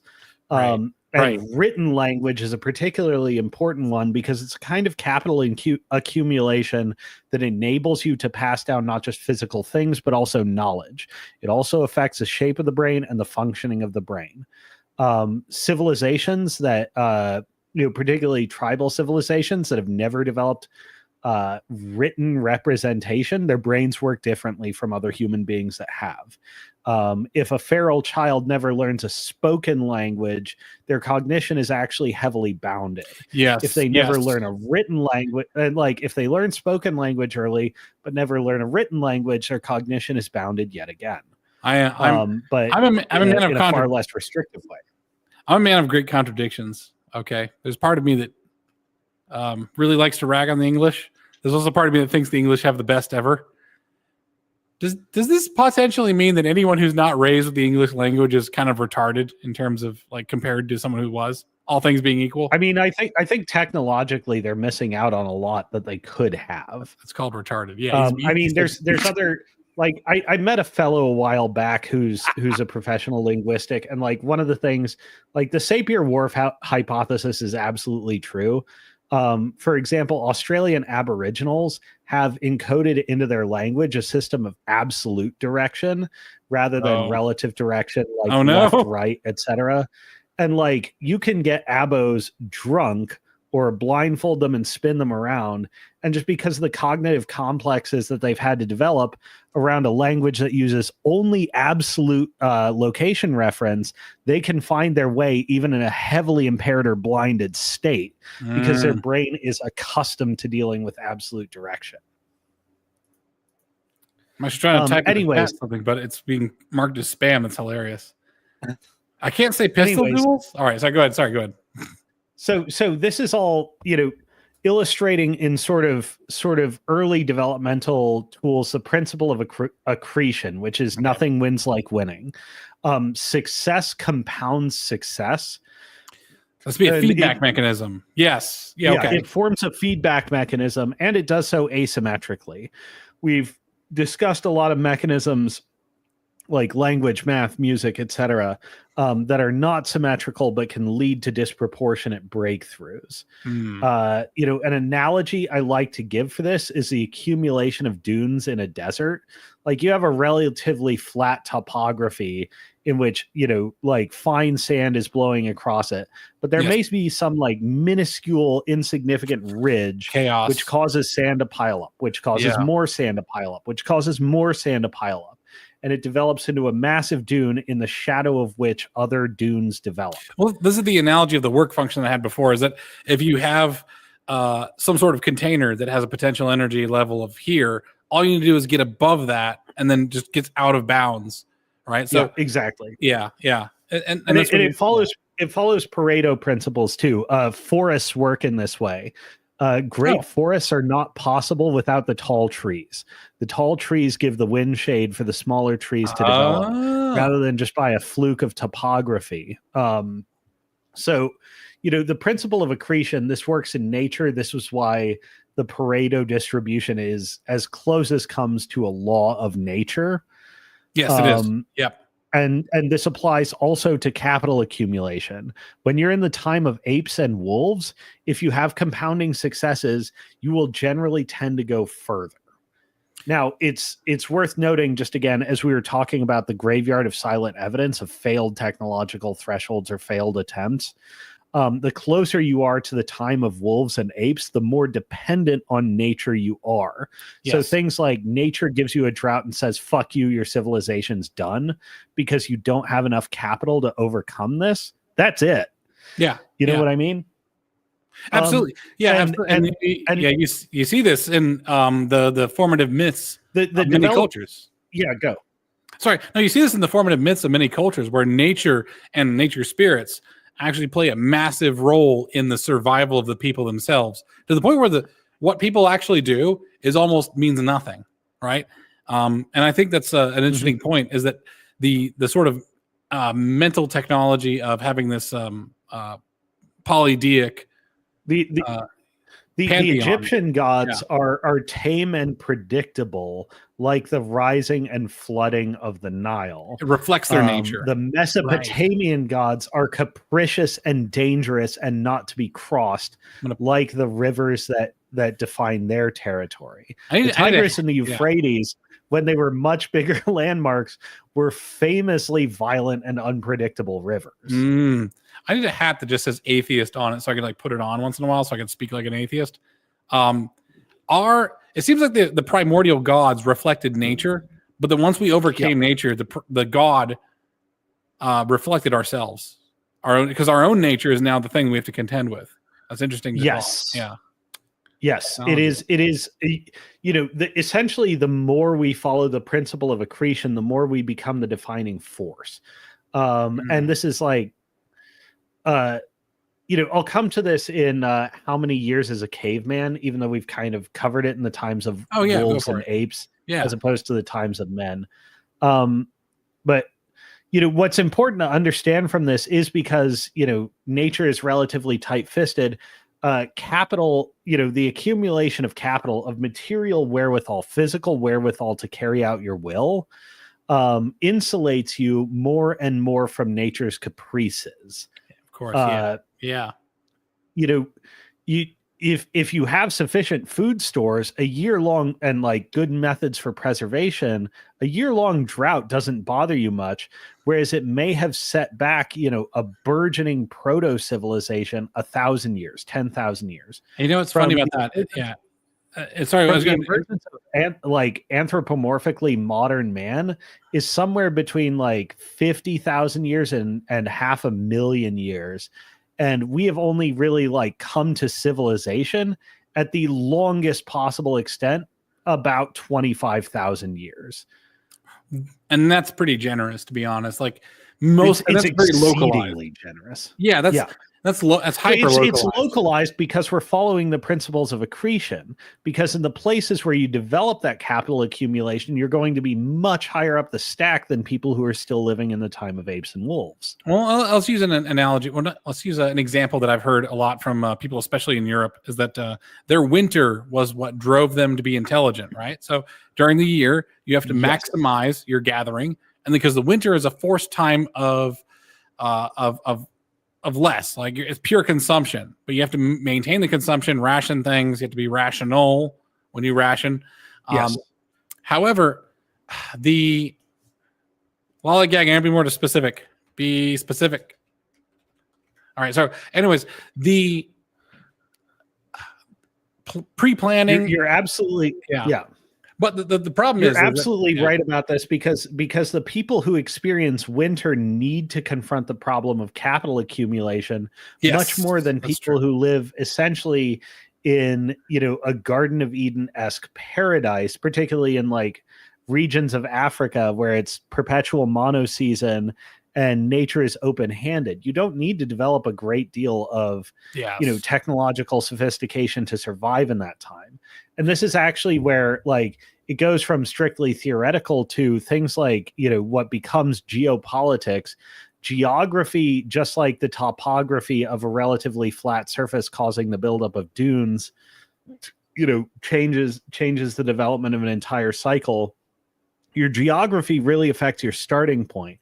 And people who have to deal with winter have to approach capital accumulation much more so than Garden of Eden-esque, nature is bounteous type of people. It's interesting that people who seek extremes tend to have to become the most rational, right? Like if you're going to find a place to settle, you wouldn't necessarily think about Norway or even England during an ice age, right? However, the explorer spirit in humanity tends to push us toward the extremes, which pushes us to either plan well or die. And you see this throughout history. And I'm sure we're going to see it more. What's interesting? What's interesting is Brett Weinstein talks about this, and it's essentially a population self-selection mechanism because the explorer spirit is not universal. And if you want to, if you want to, reach a high level of technical sophistication, you can only have a small minority of your population be explorers. Yes. You need a stable peacetime population, and you need your weirdos to go out and take fringe risks. And your weirdos may be losers and they may be winners. And that's actually why most explorers tend to be men, is just by like difference in, sexual development in the ape species that went on to become human. Had the branch break in that particular way. And this is why I also think that thinking of the English society, I think Tolkien is not correct about how to be English. Like he tends to extol he does have some explorer in him with like Bilbo Baggins and all stuff like that, but he tends to put the Shirelings on. Like, this is the morally right way to live, and you should really only explore when you're called to or need to. And it's like, no, sometimes people will just stir the pot. Just Sometimes people will just do stuff. What's interesting is I think Tolkien, because the Shirelings are described as like the perfect idealized way to live, but they're not necessarily described as heroic. You know, and the heroism is reaching the exceptional, or, you know, sort of creating the eternal in the front of something which is anti the proper way to live. I think Tolkien, you know, you can be Curtis Yarvin and pick on the hobbits all you want. But I think Tolkien does actually a really good job of mythologically, you know, affording each their proper weight and admitting that the heroic tends to be rare, but it's actually crucial and decisive. If the Shire were to leverage its full might, it would never solve Sauron, you know? Right. That's true. Yeah, that's unfortunate. It's not a cut and dry way of living, right? Like, there's not one way of living. We do need our deviance. Well, here's the thing: life is never cut and dry. There is no one way of living. That's, you know, essentially, we're on the grand adventure of figuring it out together, and, you know, living in a world where many of us will prevent, you know, where there's competing value scales. There's just competing value scales. You have to reconcile with this. Yeah. No amount of conformity will make a perfectly adapted society. It'll make a weak society, you know, to go overly metaphorical, that's incapable of opposing Sauron, whether Sauron be nature or whether Sauron be your fellow man. You know, like, you can't treat it by saying, you know, oh, we just need compliance, or we just need to discover the perfect deontological way to live, because there's no perfect deontological way to live. There's just a contending with the principle of accretion and an uncertain future, because the future is always going to be uncertain. And now we're less worried about like floods and droughts, and we're much more worried about our failure to live together resulting in, you know, say, a nuclear exchange with no backup, or resulting in competing priorities among human beings, destroying our technology stack that enables us to be high capacity and support so many human lives. And we have to liquidate large portions of the population on the basis of starvation, because we radically detechnologize very quickly. Right. Yeah. And this is the problem they have with what I don't like the trads very much. Okay. I'm very public about my dislike of the trads. Not because they're bad people, but because they're short-sighted. It's because they're LARPers, and because they're not Amish. You know, because the Amish they're not Amish, a technophobic, vibrant tradition that actually enables them to be much more integralistic with technologies that emerge and prove out in the technophilic cultures as, you know, like, reliable and useful if kept within their proper bounds, versus, you know, the returners are, you know, technophilic LARPers pretending to be technophobic ancestors, while you know, essentially maintaining their own weirdo psychology. It's just a pretense. Yeah, exactly. And the thing is, there's no analysis about why the tradition is good, which is why they have a sort of, I would almost say it's a disorganized relationship between men and women is what the main thing I see is that, like, they don't know how to. Yeah, because because they're trying to bring it back at an explicit level, and like, I'm actually a huge defender. Yeah. So I'm a huge defender of technologies and traditions that you don't understand as being worthwhile, actually. So, you know, Chesterton's fence? No, please. Let me know. So if you encounter a fence in the woods that blocks your path, you know, you can be like, oh, why is this fence here? It's ridiculous. I'm going to tear it down. Or you can be, if this fence is here in this forsaken area of what seems like the wilderness to me, this fence is probably fulfilling some function unless proven otherwise. Like, it may be keeping out poor or other people's cattle or whatever. This is the moral pillar of authority. You tear down the old ways at your own peril if you don't understand what's animating them. Yeah. And it's perfectly respectable to let traditions ride because they may be solving problems you forgot you had. I have a really bad thought. As soon as you remove the fence, the problem comes roaring back. Right. I have a really bad thought. I don't know if I should share it. I'm going to go ahead and share it because, you know, fuck it. I don't know if I think ladies are so easy to manipulate that they will basically just always tear down Chesterton's fence unless you proactively program them to maintain Chesterton's fence. So in other words, if you come upon a fence in the woods that was unbeknownst to you, they'll always tear it down, because if it's unbeknownst to you, you haven't made a mythology to saying pro fence. So that's why I don't. Well, also, I think women are less prone to do that, because women, as weird as this sounds, like, this is not true in current times, but this is a generally true trend, which is women tend to be inherently far more conservative than men, in that they tend to be much more go with the established order, go with the rules that preserve safety, prevent outright violence, and are conducive to the raising of children and the protection of those who raise children. Well, I think that's only true in a context where, like, child rearing is real to them, and also where danger is real to them. We live in extraordinary and fucked up times, my friend. I know. Well, the thing is, I don't want to. Here's the thing. We're in like fucked territory that's like so weird and down some of those developmental paths that history has just sort of commented out of the code, because they're like, nothing good lies this way. We're in a nothing good lies this way territory right now. So so the Amish are a really good example of like a functioning society. By the way, I have all admiration for functioning ethnic groups. So when people like dunk on Jews, I'm like, the Jews are just functioning like an actual ethnic group should function in a modern society. Like, they're doing they have nepotism. It's like, no, that's you should have nepotism. You should favor the people in your own group. Okay. The Amish are a good Christian example of that. The penalties of being a deviant, especially for a woman in that society, is horrendous. I do not want to live in a society where we impose horrendous penalties on women for being deviants, but I'm open to it. Geez, take that and clip that, man. Clip that. I mean, I think what are we going to do? Because they just like. I think being a close student of social technologies, you do want room for people to explore. Yes. You want your explorer weirdos.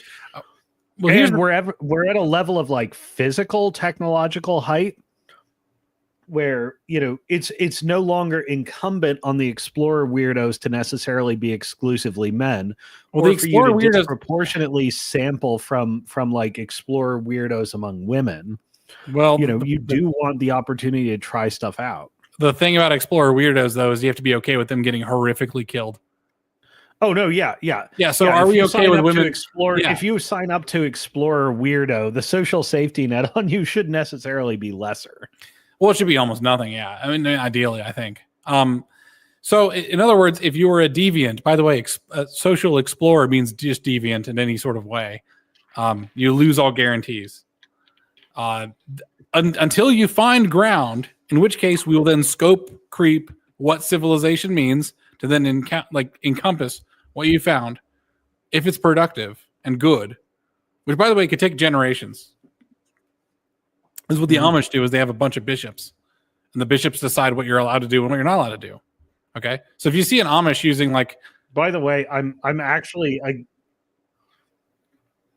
go ahead, please. I was gonna say, if you see an Amish using like a point of sale service like Square, like, he's not violating anything. He's been given a permission from his bishops to take your credit card. He's been given permission to use whatever he's using from the bishops. So it's like, do you want to be ruled by bishops, or do you want to be just allowed to be abandoned and die just for being yourself? In other words, do you need protection from society, or are you willing to take responsibility for your own life? So, well, one of the things the Amish do really healthy is raise you with a responsibility first mindset.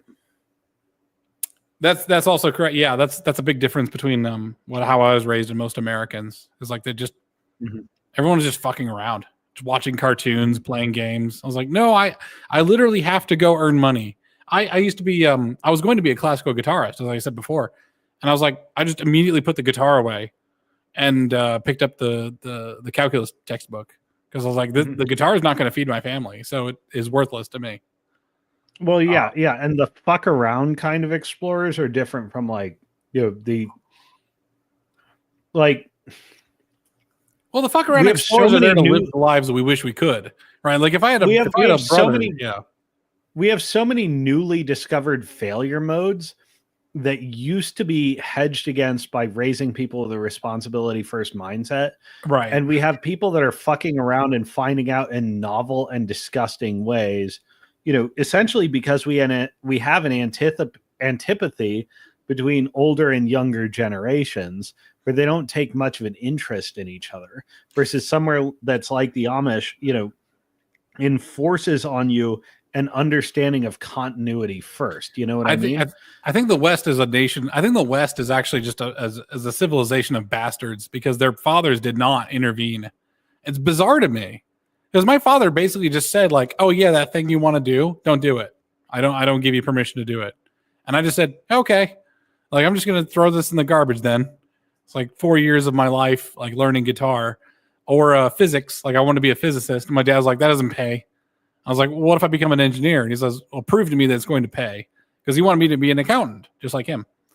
I was like, has anybody gone through that process? As I'm saying, has anybody actually been held to account by their older generation? Which is, by the way, why I don't believe any of these people who are trad LARPers. I was like, would you submit to your father or grandfather or great grandfather's wishes and completely abandon stuff that you love? Because, by the way, love means nothing without the willingness to sacrifice.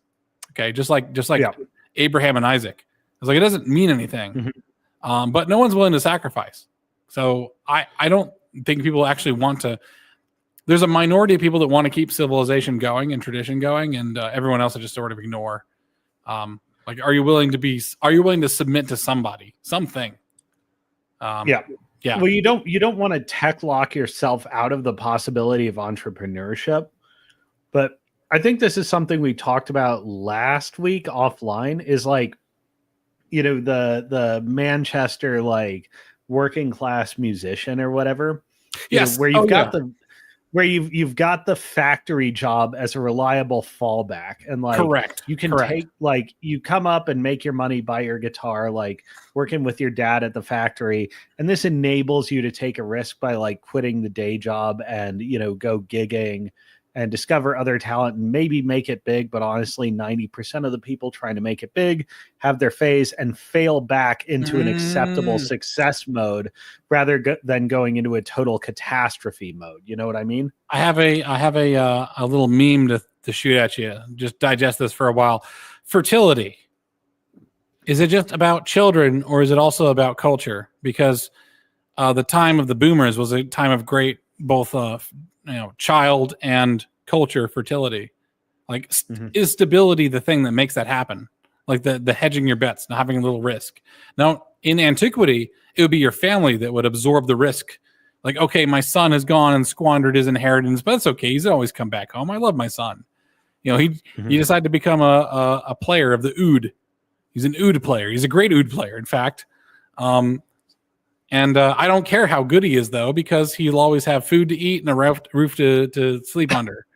And we don't do that anymore. Like, you almost never see, like, I don't join in the boomer hate, but it is like the throwing the kids out at 18 is kind of a crazy thing. It's been detrimental to our culture. Like, you should sort of allow people to not have a catastrophic failure mode of like sleeping under a bridge. Yeah, exactly. No, yeah. And it's a remarkable attribute of a society that's like not gonna make it, like it's almost like it represents sort of like a high-tech reversion to like Indian subcontinental or Chinese sort of life is cheap type shit, and like you're technologically better than this. Yeah, you're a cog. Like the technology, and you're expendable, and like we'll just let half the hangers onto a train be plastered on the outside, except it occurs at a technologically more sophisticated level where we're talking about the reworking of the finance system, the basis of the basis of how the currency works, and we're talking about retirement pension funds and property distribution and stuff like that and having a generation that's like, fuck you, future generations. Right. It's essentially a sort of barbarism that's only perpetratable at a high technological level. Right. It's a rejection of essentially. Yeah. This is in my last segment here, which I don't think we're going to get to, but meaning is far more important than happiness. Meaning matters far more than happiness. And when you see a generation preaching an ethos of happiness, you know they're not going to make it, because happiness is a transitory phenomenon that even psychologically you have no control over whatsoever. Like, if you go pursuing happiness, you'll actually wind up in a utilitarian trap where you're trying to minimize suffering, but minimizing suffering is also consistent with the total extinction of the species and destruction of everything we've ever built. Well, this is whereas if you pursue meaning, happiness will often be an attendant result of fulfilling your purpose, of paying forward your debt to the past by leaving the greatest possible patrimony for the future. And the boomers represent a happiness uber alles type mindset that did massive cultural damage. They essentially destroyed possibly centuries of cultural technological development just in their attitudes toward the world. Yeah, and that's why a lot of Western society has no tradition, but they do have a history. Is that the boomers just failed to, because the tradition is passed down from father to son, I think. And the boomers just refuse to pass it down. They decide to question it.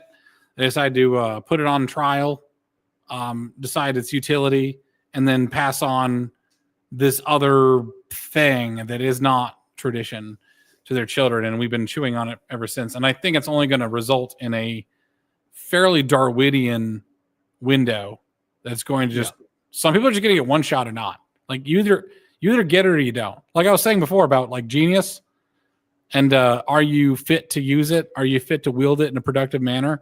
You're either born with it or not. And that's a terrible way to live, like have society where it's just Darwinian traps, let's just forget about all the other information around it. Let's just say there's peanut allergy, right? Everyone with a peanut allergy is going to just get peanuts at some point and die. It's like, I don't want like 10% of the population, unless the 10% of the population has a peanut allergy. I don't want 10% of the population to just die every generation, but that seems to be the way it's going.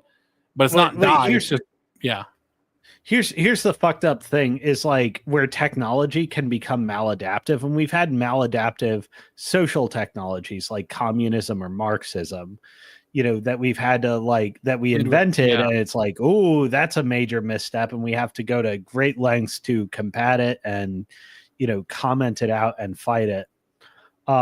We also had a similar thing in the technologies of food and many of the technologies and ideas of the early 20th century that went on to create, the mindset that the boomers inherited, because they didn't just come up with it ex nihilo. It was inherited maladaptive technology, and it comes out of the hubris of the early 20th century progressive movement, where you get ideas like generally accepted as safe and fluoridation of water and stuff like that. Like, oh, we have technological marvels and we'll never stop and consider the second order utopianism. Yeah.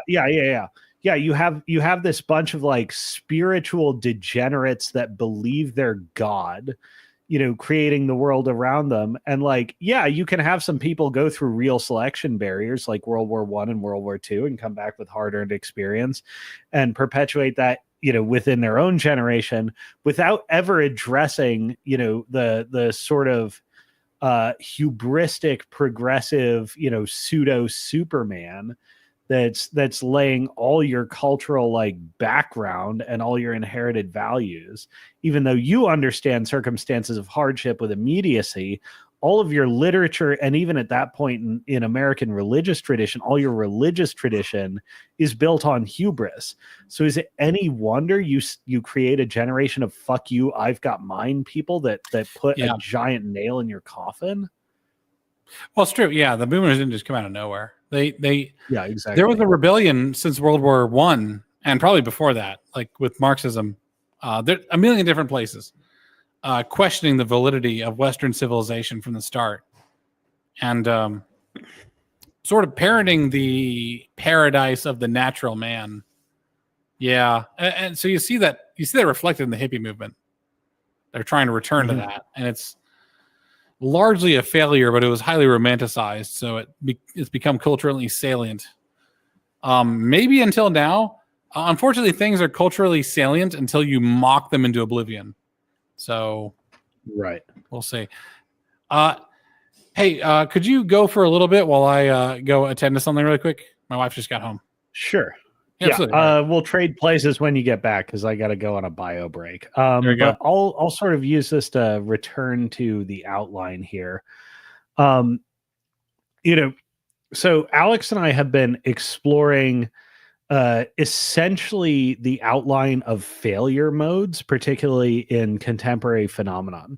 But when you look at contemporary phenomena, it turns out they're mired in technology and the movements that have come before and so forth.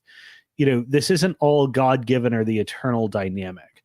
And if we return to the principle of accretion, civilization emerges only very gradually. In the time of apes and wolves, it's very easy to fuck things up and retrogress or be completely wiped out and forgotten, and people have to start over again. We'll guesstimate 500,000 years of anatomically modern humans, and at maximum generosity 25,000 years of what we would call civilization beyond the time of wolves and apes. It's very, very gradual. This process is so fragile, you can spend 475,000 years fucking it up by just misplaying your cards. In order for the principle of accretion to adhere, nothing wins like winning, but you need to keep winning. You need to not go into failure modes. You need an unbroken chain of successes.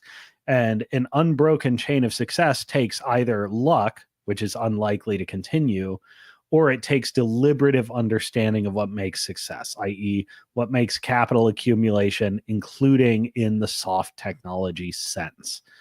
And especially because you're closer to nature, and it may go flood, fuck you, drought, fuck you. Even if you have understood and made a lot of coin flip inflection decisions properly, you can still get wiped out. The more you win, the more robust of a capital base you have, the more it insulates you from natural disasters. But if you consider all this, it's extremely likely, in fact, all but certain, that civilization has had many, many, many abortive starts. Like we've fucked this up, either through no fault of our own or through our own fault more times than we can count. And, if we're looking at modern failure states like the boomers, this is something that's happening on a high level of technological sophistication, not just flood or drought, fuck you, but and I think, Alex, it's like you said earlier, we graduate from nature being our great enemy to our fellow man being our great enemy. By the way, when it comes to, the one civilization, this is a graduation in literary themes that actually demonstrates growing sophistication.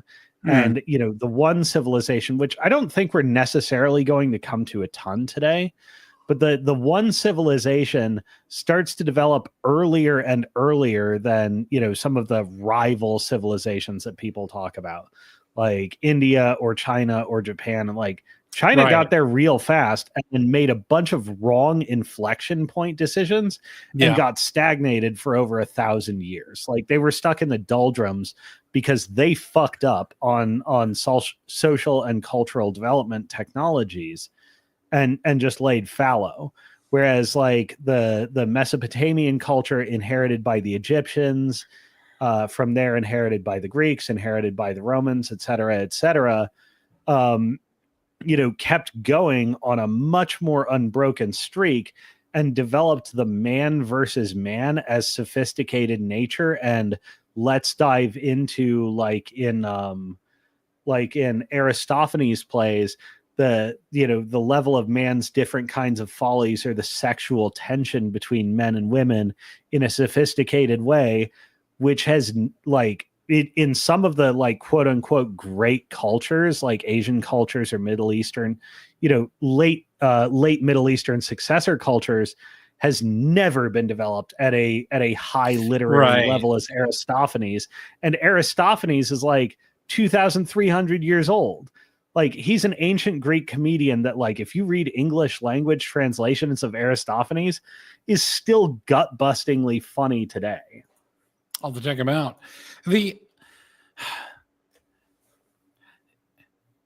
It's a lot to take in. It's a lot to take in because the stuff that makes us actually powerful, right, is our conflict. Like, if you take a look at, like you mentioned China before, they ran up the imperial ziggurat, so to speak, and then it just fell apart. By the way, if you had to take a bio break, go for it. I don't know if you can still hear me when you are, but feel free to go. Yeah. I'll be following along, but I'm gonna take a break and pass the stage back to you. Oh yeah, sure, absolutely. I'll just remove you from the stage. No big deal. Yeah. So the thing about Rome is that when it finally fell apart, it left a bunch of states that were somewhat self-perpetuating afterwards. That's the important thing, right? That's the reason why you don't call anywhere Gaul. Okay, there's France and Germany were the names that the Romans would call these areas. Right? These were Roman areas. Even Britain, which was on the frontier of the Roman Empire, like it left it as Alex had said, they left a legacy, both in infrastructure, technology, language, and genetics, right? But the thing is, a lot of empires leave behind nothing. Okay, and I'm going to give a spoiler for Alex's notes here, as he does talk about where is it? He edits the notes, by the way, while we're going. So I'm like, it's like the shifting maze of Leviathan and Hellraiser. Graham Hancock. Yeah, actually, his marker is on this. By the way, Alex, if you can hear this, I watch your document and I see where your marker is, and I try to do my hooks and weaves according to where your marker is. I try my best. I try to be a good dance partner. I do my best. But anyways, these civilizations, what legacy do they leave behind? That's what's important. And when we look at stuff like the English Empire, like what legacy have they left behind? Their language is an incredible piece of technology, as we've talked about, right? The ability to express both artistically, practically, from a venue of class, conveying class, important. The ability to put in future sort of futuristic imperfects and futuristic perfects, like having some sort of futuristic tense, is the reason why, as Alex pointed this out to me on the pre-show, when it was just him and I talking, it allows English to be the place for science fiction, whereas Spanish truly struggles with science fiction just because their language does not have the mechanics in it to facilitate that. Like, your language is more of an operating system to your brain. This is made popular actually by Lee Kuan Yew of Singapore, where he urged people not to learn just English, but they have to learn Chinese as well, Mandarin Chinese, because it fundamentally changes who you are. That is probably one of the greatest parts of empire, is the language changing the subjects on a fundamental cognitive level, right? Because when we think of the West, you can think of the West as pretty much all of the Latinized civilizations, right? All the nations upon which that derive their language from Latin, right? Which is why Finland is kind of a weird place, because they're sort of an Ural people from the Ural Mountains, and their language is actually more Slavic than it is Latin, right? So there's a bit of a difference there, right? So obviously Africa is right out. Asia is right out. How far does Latin go east? Well, it goes pretty much stops at Greece.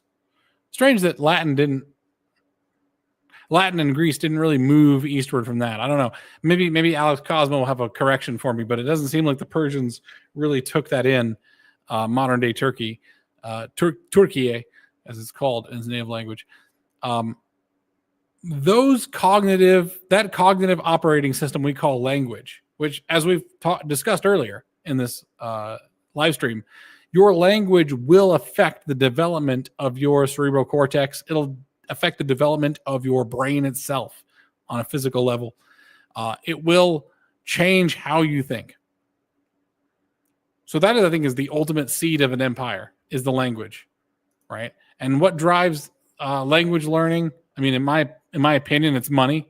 It's the exchange of currency, the exchange of goods, the uplifting of individuals on an individual level. You have a reason to learn a language. There's a reason why the high court Chinese. Oh, did it move that far out? Turns out it was destroyed by yeah. So it was okay. So it did move out, but it was like smashed out, right? By what Alex Cosmo would probably call anti-civilization, barbarians. But I digress. Certain highly sophisticated like court Mandarin probably did not make it beyond the imperial court. One of the benefits of an empire, one of the main functions of an empire. Oh, damn. Yeah. I have a distinct hatred of Islam for this reason. It is a barbarian ideology made into a religion and should be stamped out in its entirety. I have no quarter to the Muslims because they'll have no quarter for us. And anytime they say they will, anytime they say they have anything good for us is a lie, which they are directed to lie in warfare. They're consummate liars, and they keep their megalomaniacal mission a secret. But it's not that secret. You just read their book. They're awful people. Anyone who adopts that has chosen to worship the world over the true God of Christendom. Anyways, there's my religious bent.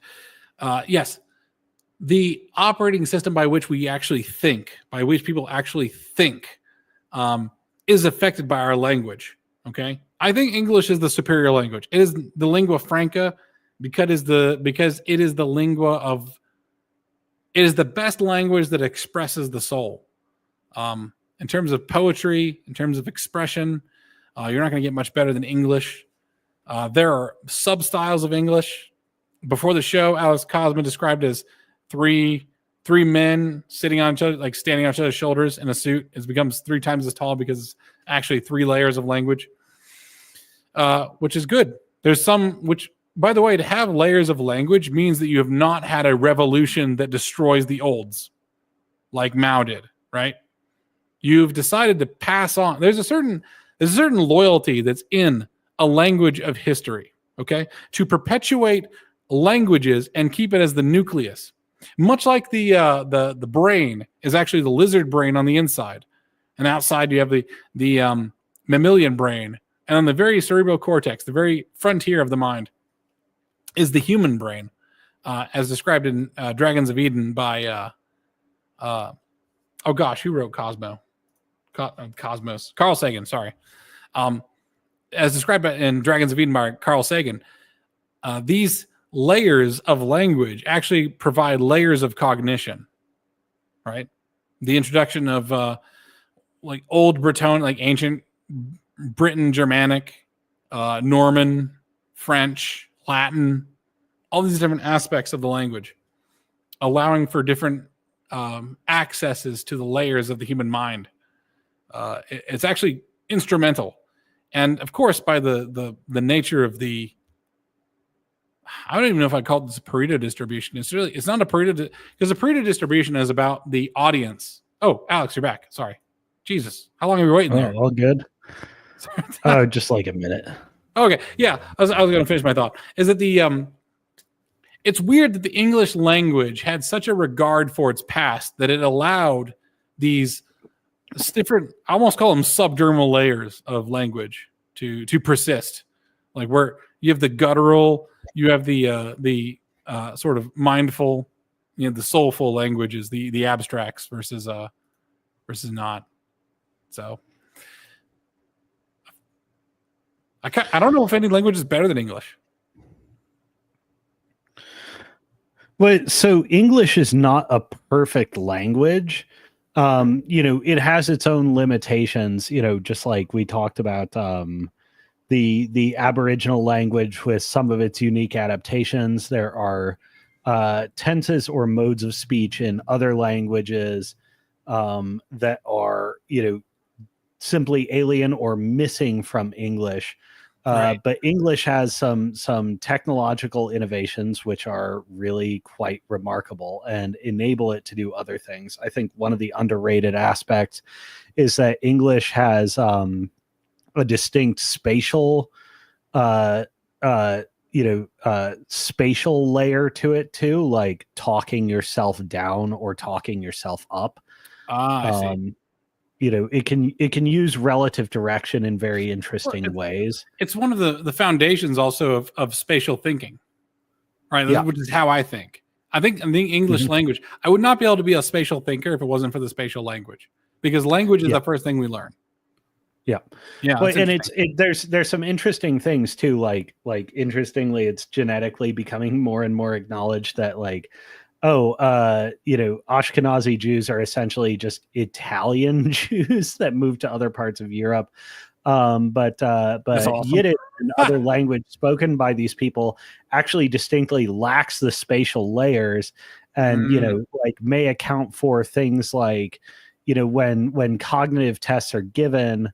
Ashkenazi people are highly advanced at linguistic processing, but not so great at spatial processing, and it may be all down to Sapir-Whorf reasons. Yeah, like my dad tried to teach me Indonesian, and it was such a very basic language that it's so easy to learn because there's nothing to it, and it's to me, it's kind of, sorry if anybody from Indonesia is watching this, but it's basically the language that speak to slaves.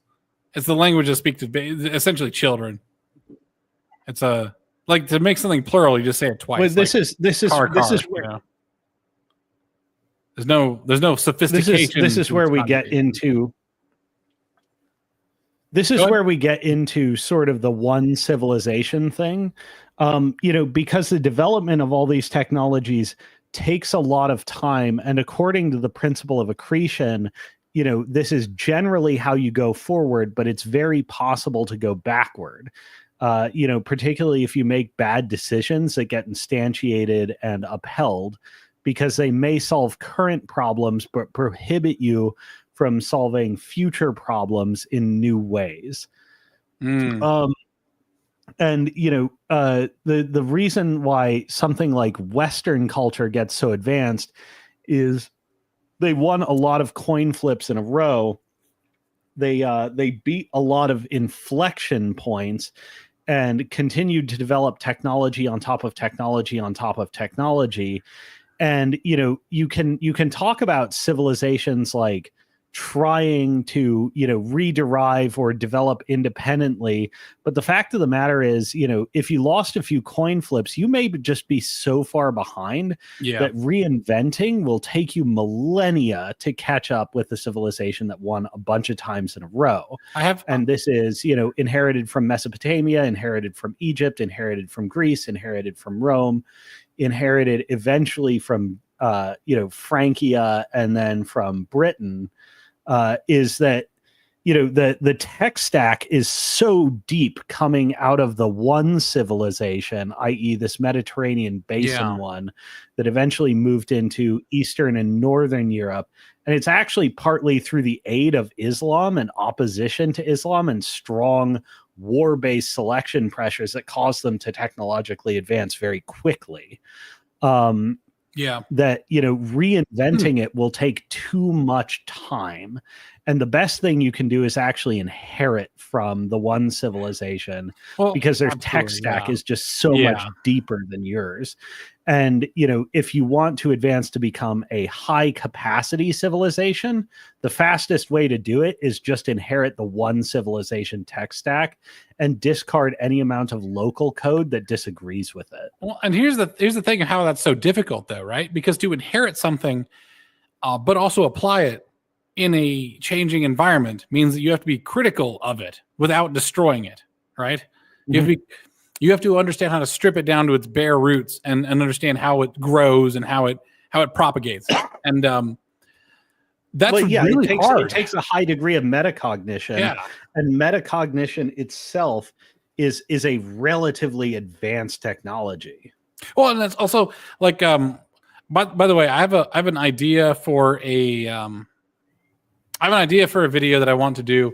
That's why Warhammer 40K appeals so much to conservatives, and because the extreme circumstances means that you cannot question the axioms upon which your civilization was founded, right? Mm-hmm. Like faith in the emperor is all. You cannot question it. That's actually the opposite in real life.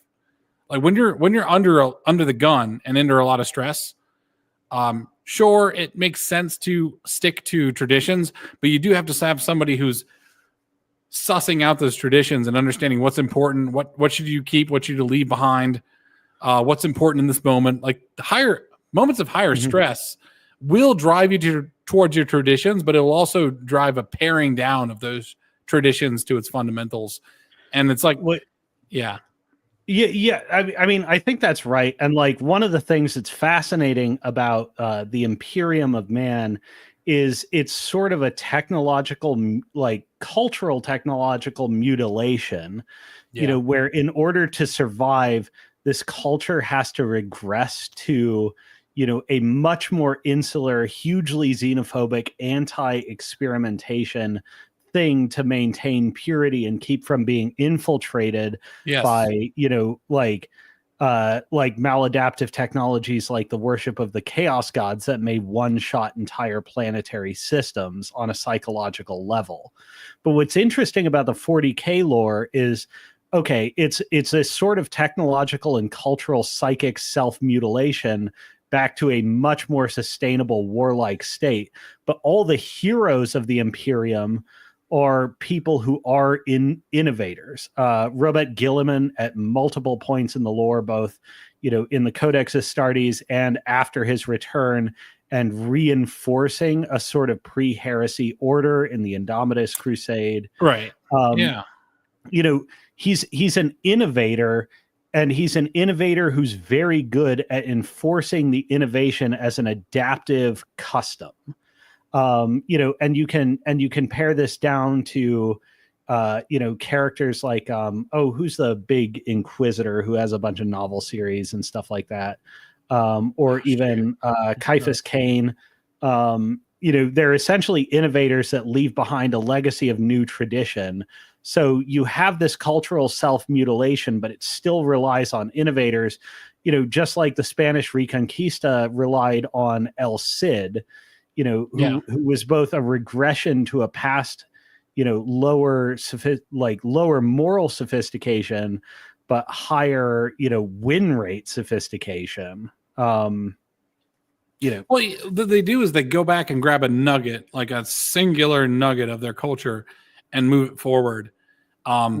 Like England probably had to reach back to its like Arthurian legend without grabbing everything else about that culture at that time, like the way houses were organized or the way you spoke, or how much reaching back is there to to the precedent of Alfred the Great or the precedent of Magna Carta, and how much do you have the reaching back for past nuggets result in the English Civil War between the Cavaliers and the Roundheads? Right. Which I know very little about, right? Being an American, and good for you for knowing about that stuff. This might be a good way of us getting into the English civilization. So I'm willing to go as long as you want, but I want to talk about the Empire a little bit of like what went right and wrong with the English Empire, and how does America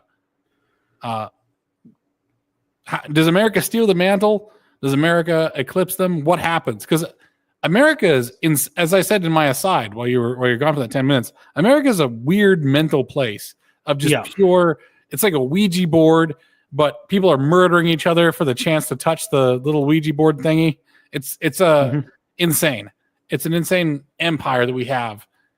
So I think you have like a fork in the code, and one side is going down one way and one's going the other. Cool. So when there's a couple of ways of inheriting the tech stack.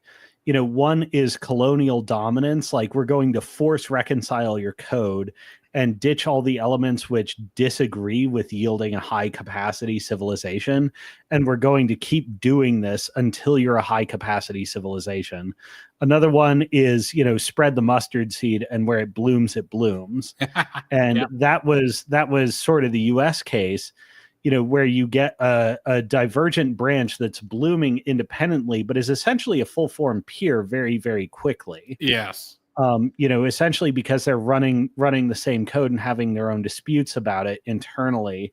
And they have this big, vast frontier. They're essentially on an island, just like the English were, where they could win so many inflection points because external disruptions were so really rare. And they had the opportunity to really reflect on, when they passed or failed an inflection point. The US essentially had the same thing. And I think they were both highly successful because they became empires around the same time. And England only really began to fail inflection points in the very late 20th century and early 21st century. That essentially the English were, going around cultivating peers globally, while America was cultivating itself locally. Well, America is the size of an empire. It's a bit of people don't realize this, but America is a massive country that has a lot of disparate, almost tribes, you'd say. Like a Floridian is not going to want the same thing as a Montanan. And it's a miracle that this entire country actually stays a country, to the point where I actually don't argue. I actually argue that America is not a country. I agree with you. Well, America's kind of like the UK. And like, if you ever look at FIFA rules or like, in my minis gaming domain, we have the World Team Championship where all these countries put up teams. And it always occurred to me as weird, like, okay, the USA only gets so many teams and England gets 2 teams. And Scotland gets 2 teams, and Wales gets 1 team, and Northern Ireland gets 1 team, and the Republic of Ireland gets 2 teams. And like, actually, England or the UK is actually expressing sort of, and like why me as an American was like, hey, what's up with that? That doesn't seem fair, is because the UK in this sort of older conception is actually far closer to, what America is. And like our teams, when we send them all under the banner of USA, tend to be a West Coast team, a Midwest team, and an East Coast team, because it's actually England, Scotland, Wales kind of thing, I see. Yeah. That makes sense. I don't think America is one dominion or one kingdom, but it's actually a bunch of countries. And I think a lot of the reason we culturally cohere is we pretend we're one country, but we're actually a bunch of them. I think I made this in a tweet a while ago that I think Americans are actually very mercenary and that we're really in it for ourselves, which is oddly enough a very uniting thing. Being a nationalist is great when you have a nation. And you don't ever plan to expand that nation whatsoever. But if you're a nationalist and you have an empire, you're fucked. You're actually shooting yourself in the foot. Because you're going to invariably start othering all of your imperial constituents and driving a wedge between them. Whereas Americans are just like, oh, if it's good for my family, it's good. And a family is a very relatable thing. So if a Midwestern family doing really well, that just warms my heart. Down to the very cockles and subcockle region, it's nice and warm. However, if it's like good for England, I couldn't give a rat's ass less. Like that, I don't know what that means. So when's the last time you lived in a major city? I mean, I haven't lived in a major I mean, I lived near Washington D.C. in a suburb of it, but I haven't lived in a major city. Yeah. What's your yeah? I mean that's kind of close enough, but I mean Yeah. I think one of the things is like, you know, you've spent a lot of time living in sort of the American hinterlands where localist culture really thrives. Right. Versus Yeah. if you live in a major American city, you tend not to be immersed in the local. You tend to be immersed in the cosmopolitan imperial. Oh yes, the sort of global citizen kind of Yeah. mindset. Yes. Like major city dweller Americans belong to one country in the way that the localists kind of don't. Well, it's kind of And they have sort of imperialist ambitions toward their own people that they regard as backward. correct. Yeah, the flyover states, and the cities do strive to be homogeneous, like between each other, right? It's an interesting. They'll have some token, they all belong to Airportlandia. You know, they're all part of one country in the same way all airports are part of one country. Yeah, where they're all essentially a shopping mall where, you know, you sit and watch advertisements, sort of thing. Right. And that's, I think cities, because they embrace cosmopolitanism, tend to fall into this sort of psychological trap. And I think where they not only presuppose that they're all the same, but desperately need for everyone to be the same, because people being different challenges their metaphysical assumptions about human being. Right, the universality. That's the thing about being in a city; you become more ideological, right? Because you start to have to contend with more humans. Well, there's also something about, like, particularly in the first Trump presidency and then in the run up to the 2020 election, when people were really starting to come to grips with these civilizational problems, there used to be this mantra of like, oh, you know, I just want people to be less tribal. I just want people to be less tribal. Because essentially I want to salve the apparent wounds, you know, that happen to be on me and my countrymen, and I want us to get along like we used to. Well, it turns out tribalism is actually like how humans relate to each other and how we relate to social alignment. And when you're saying I want tribal, you know, I want us to be less tribal, what you're saying is actually I want us all to be much more ideological. And it's you have no effing idea what you're wishing for, and it's fucking grim. Yeah, it's a complete destruction of any culture whatsoever, except the one unified, homogenized culture. I think Europe, unfortunately, gets too tribal sometimes, where it's like even adjacent villages and such will have a problem with each other. So there's a balance to be made, though, isn't there? Between there is. I mean, it's that sort of homogenization through delusion, where we can all be American people through the presupposition that everyone lives like we do. So there's only it's only the recent innovation of the cosmopolitan city folk that need everyone to be like they are. I see. As opposed to the past provincialist, localist people like the New Englanders, the Southerners, the Appalachians, the Midwesterners, that recognize the New Englanders and the other tribes are different from them, but share a common investment in one another and shared goals. So there's a limited proposed. There's a limited. They form a sort of over clan where they have a limited set of goals that are able to harmonize them rather than needing to homogenize them. I see what you're saying. So there's a layer that Germany works on this pattern. England works on this pattern, and by extrapolation, the UK works on this pattern on the basis of England working on this pattern.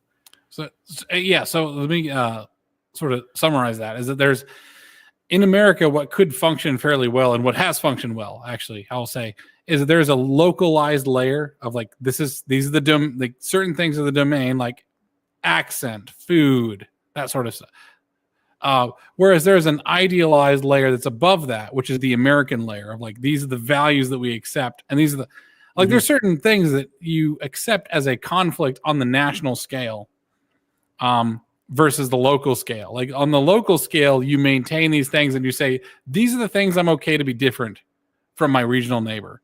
Whereas the stuff above that, these are the things that I'm willing to say, like, yes, I will submit myself to that.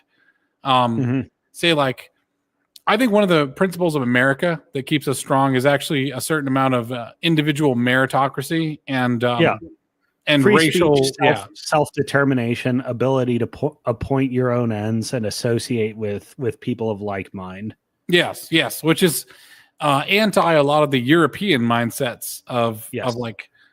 I think I made a joke that one of the the Islander editor was saying, like, well, Donald Trump is not he may be of Clan MacLeod, but there's a lot of people of Clan MacLeod. It doesn't give him any special ability to like Farsi or something else. And I was like, did people actually in Europe, did people in the old world actually believe in like blood magic, that like your blood is magical, that gives you abilities?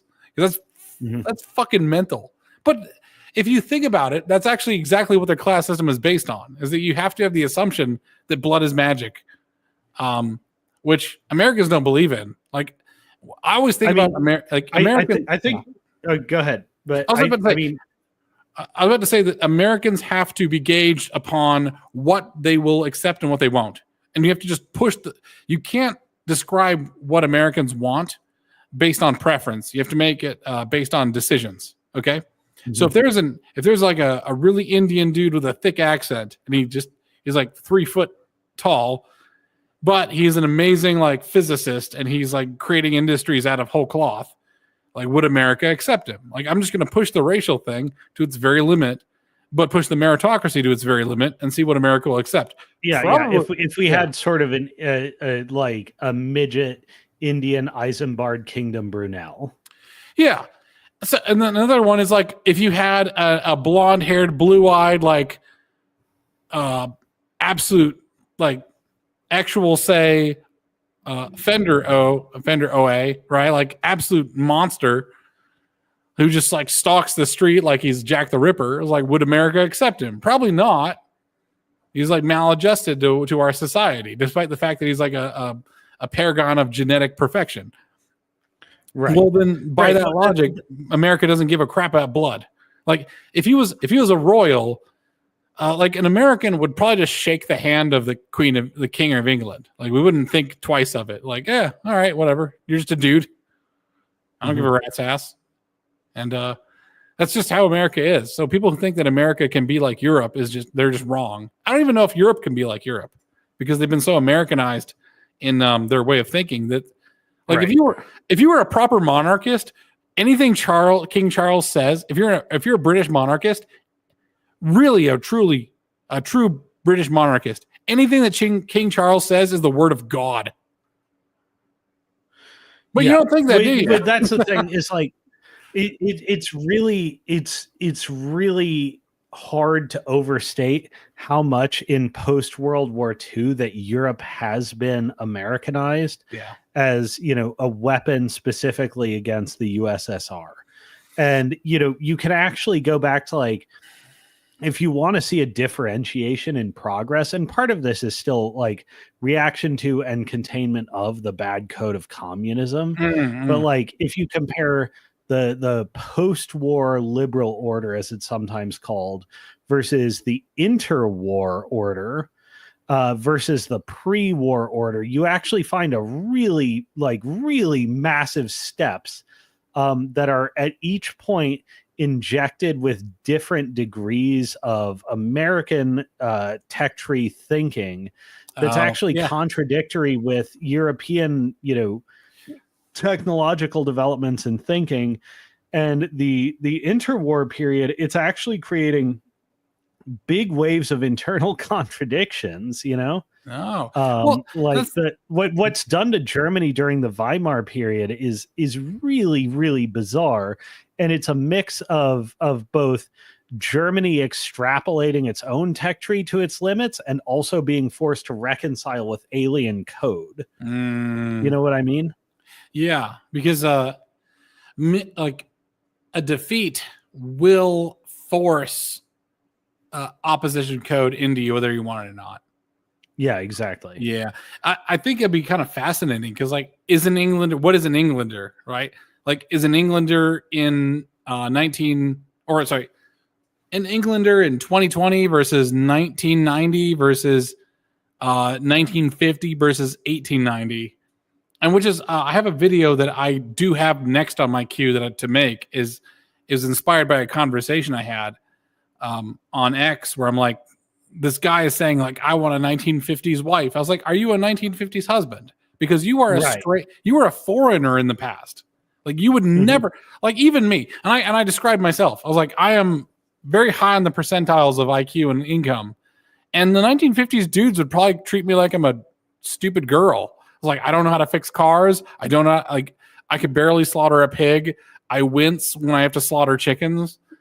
I was like, I would have a lot of trouble like hanging. And also I never killed a man, which like a 1950s dad had probably been like okay with killing a man, had been involved in it in some capacity. Right. Wait, also if you're I have in my notes a really interesting, I don't agree with everything, but it's a fascinating book. Sure. Lloyd DeMoss's Origins of War and Child Abuse.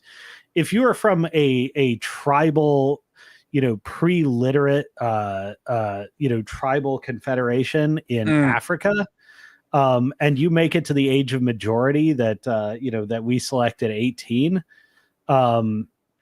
you've probably killed 2 men on average in your life. Okay, that makes sense. Like, the past is a foreign country and the future is a foreign country. Correct. The fact is that like almost everybody had experienced death in pre-war periods in some capacity or another. And people today are very insulated and would probably hesitate. Like most people don't even haven't even had to deal with like a home intruder, the most extreme example of when you'd be in the right. And it's like, are you willing to pull the trigger or not, Yeah. Imagine the days where like leaded gasoline was the norm and how much, I mean, it's really remarkable, like how much interpersonal violence rose over something like a 40 year period because of a chemical additive to fuel. And like, never mind that you're, progressively discarding, barbarian, resorts to violence as you move further up the tech tree in a sort of secure way. Like the level of violence at a certain point in the late 20th century in America was insane. Yeah, dude, Americans were, that's actually kind of funny because leaded gasoline is still allowed for aircraft. So when I was going to college in Daytona Beach, we had leaded gas fumes around the campus. God. So, and there was just like this fear of violence around the campus. It was pretty awesome.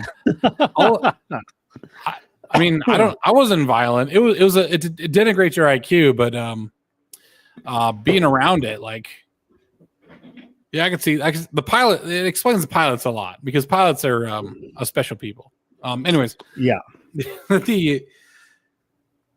the violence inherent to society, right, is an important part of building society, right? I mean, society is underwritten by violence because violence is how do you settle disputes in the last resort. Yeah, and this is why I think like the 1948 prohibition on the acquisition of territory by war. It's like, are you insane?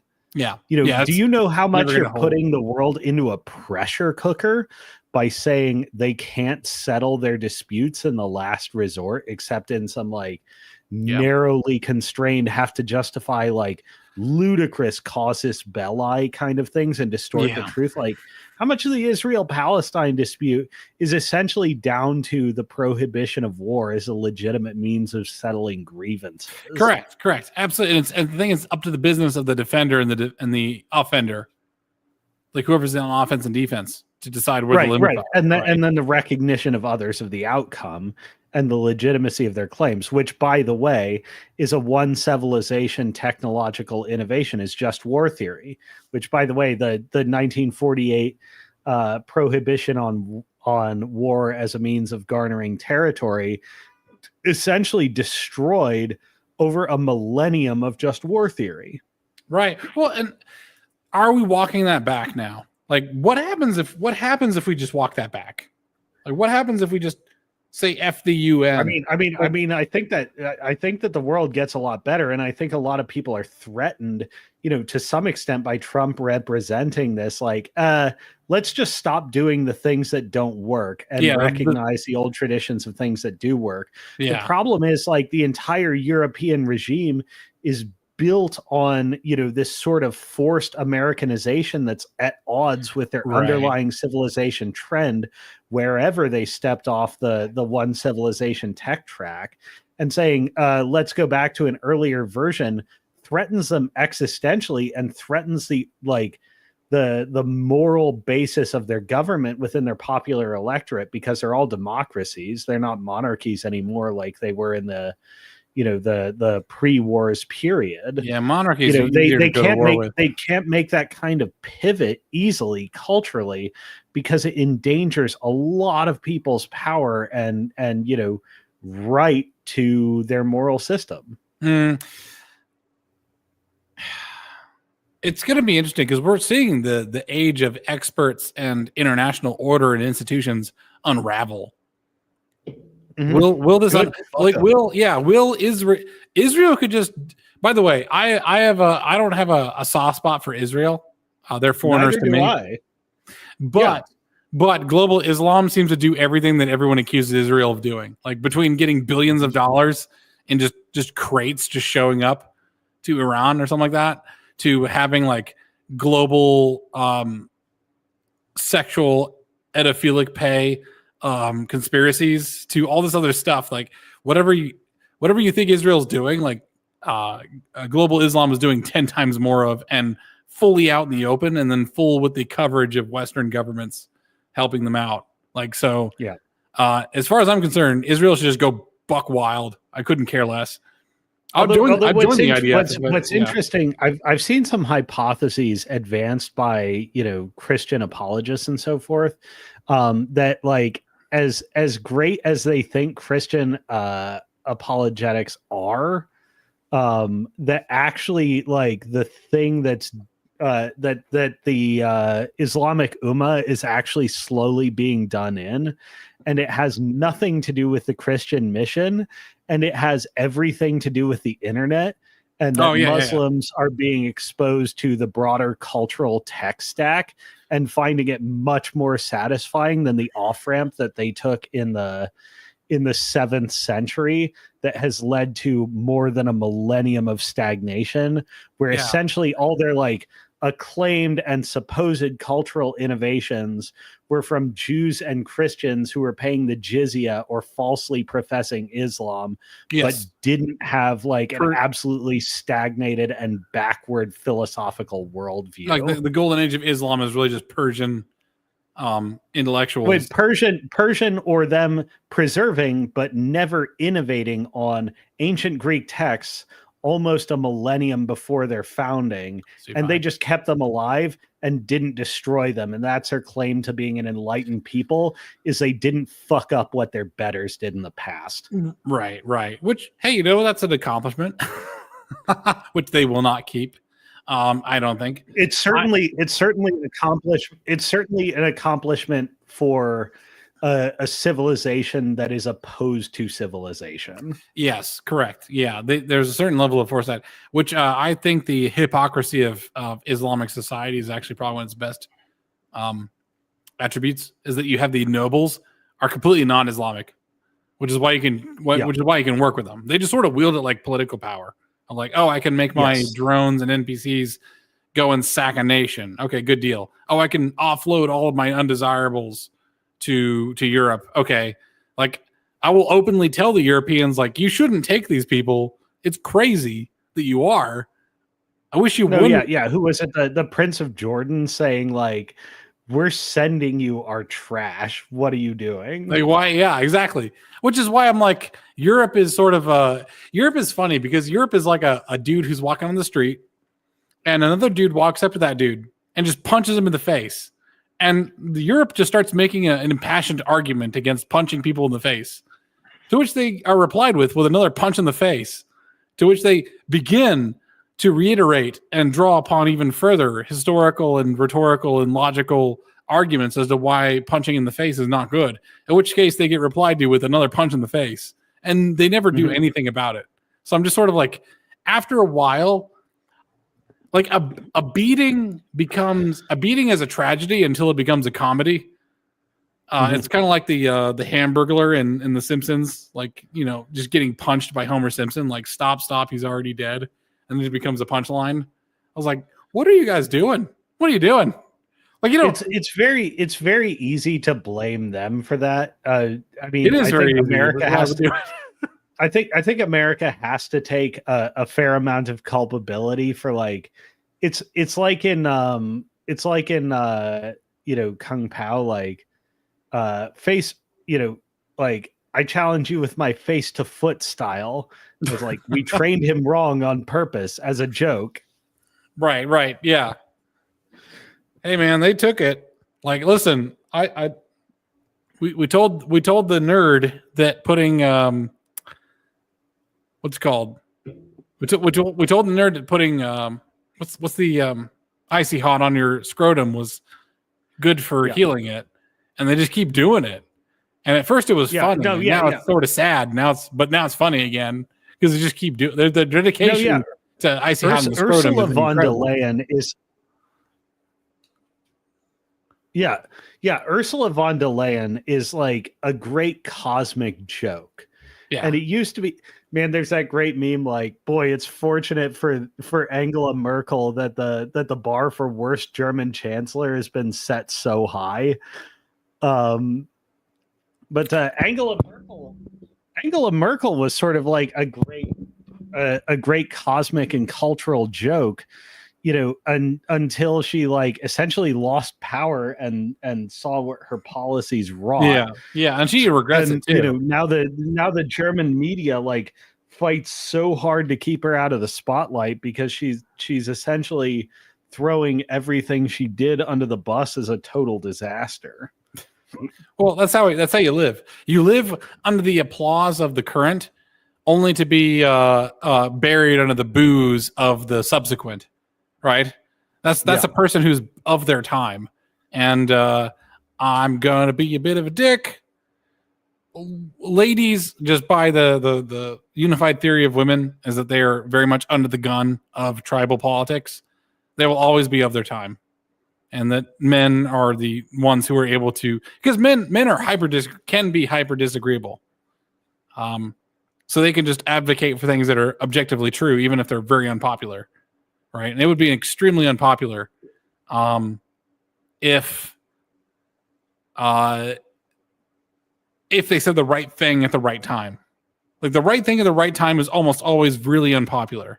But unfortunately, you get these ladies who are just like, that's why you see tons of, like, conservative women coming up now when it's not that risky. Like, oh, fuck off. Like, honestly, like, I don't even give a shit about the YouTube censors. I'm like honestly, fuck off. I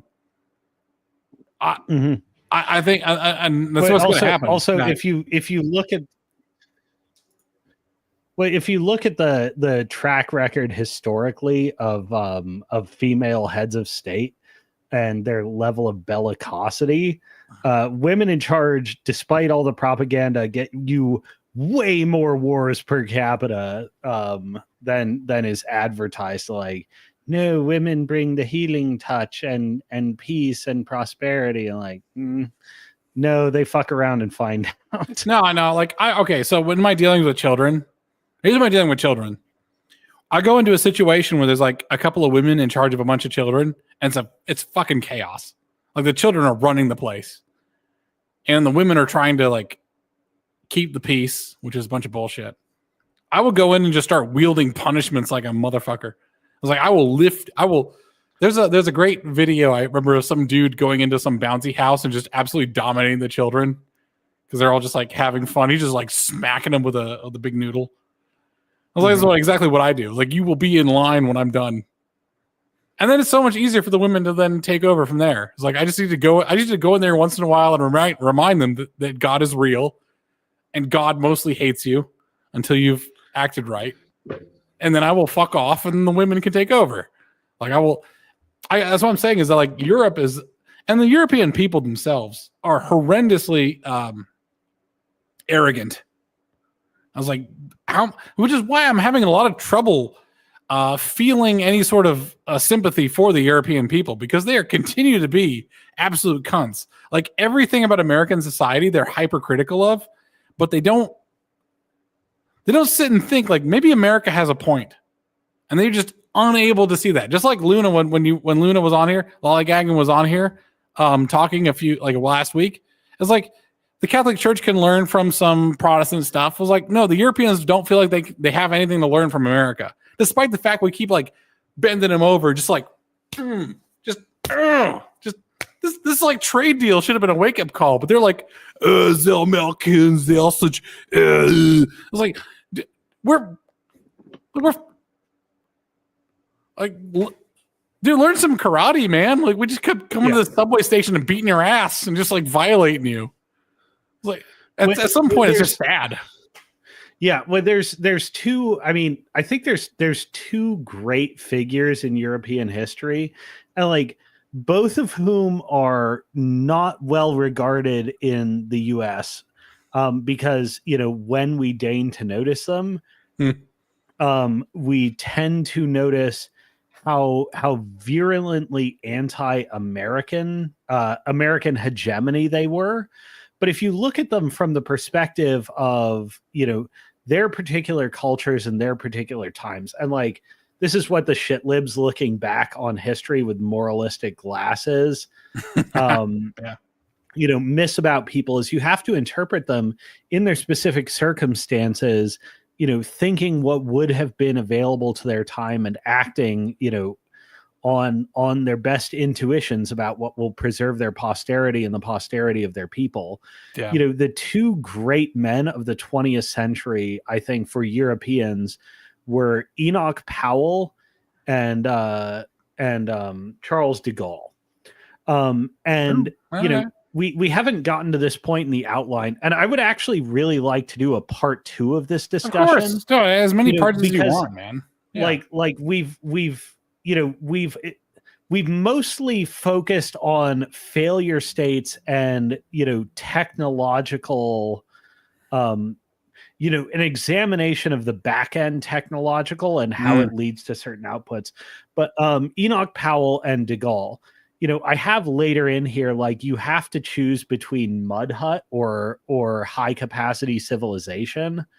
But that's not entirely true. Like, it's a great catchphrase, especially as it applies to parts of the world that were never part of the one civilization. Like, they do have to choose between mud hut and high capacity. But for forking branches of the one civilization that are struggling, or have been bound into a tech scenario that's not beneficial to them, they have to choose, like, no. I see we're being infiltrated. We're going to push back and go our own way, and we're going to fork the code again. And like Enoch Powell is often remembered as a cold warrior, but he's also like hugely pro-British sovereignty, and he winds up being on the losing side, as particularly culminates in Thatcher and Blair, both of whom resisted Powell's message. But Powell was like, no, America is essentially dictating our whole existence to us. Like, we can't have this. We need to redevelop ourselves, even though our empire is lost and contracted. We need to be distinctly British, ready to rely on ourselves for our own defense, our own ability to, and then you have Charles de Gaulle, who is Charles de Gaulle. It's a longer story than it is interesting. Charles de Gaulle did some remarkably stupid things during World War II. But post World War II, he was aggressively pro France and France will be its own power. It's not just the West versus the Soviet Union.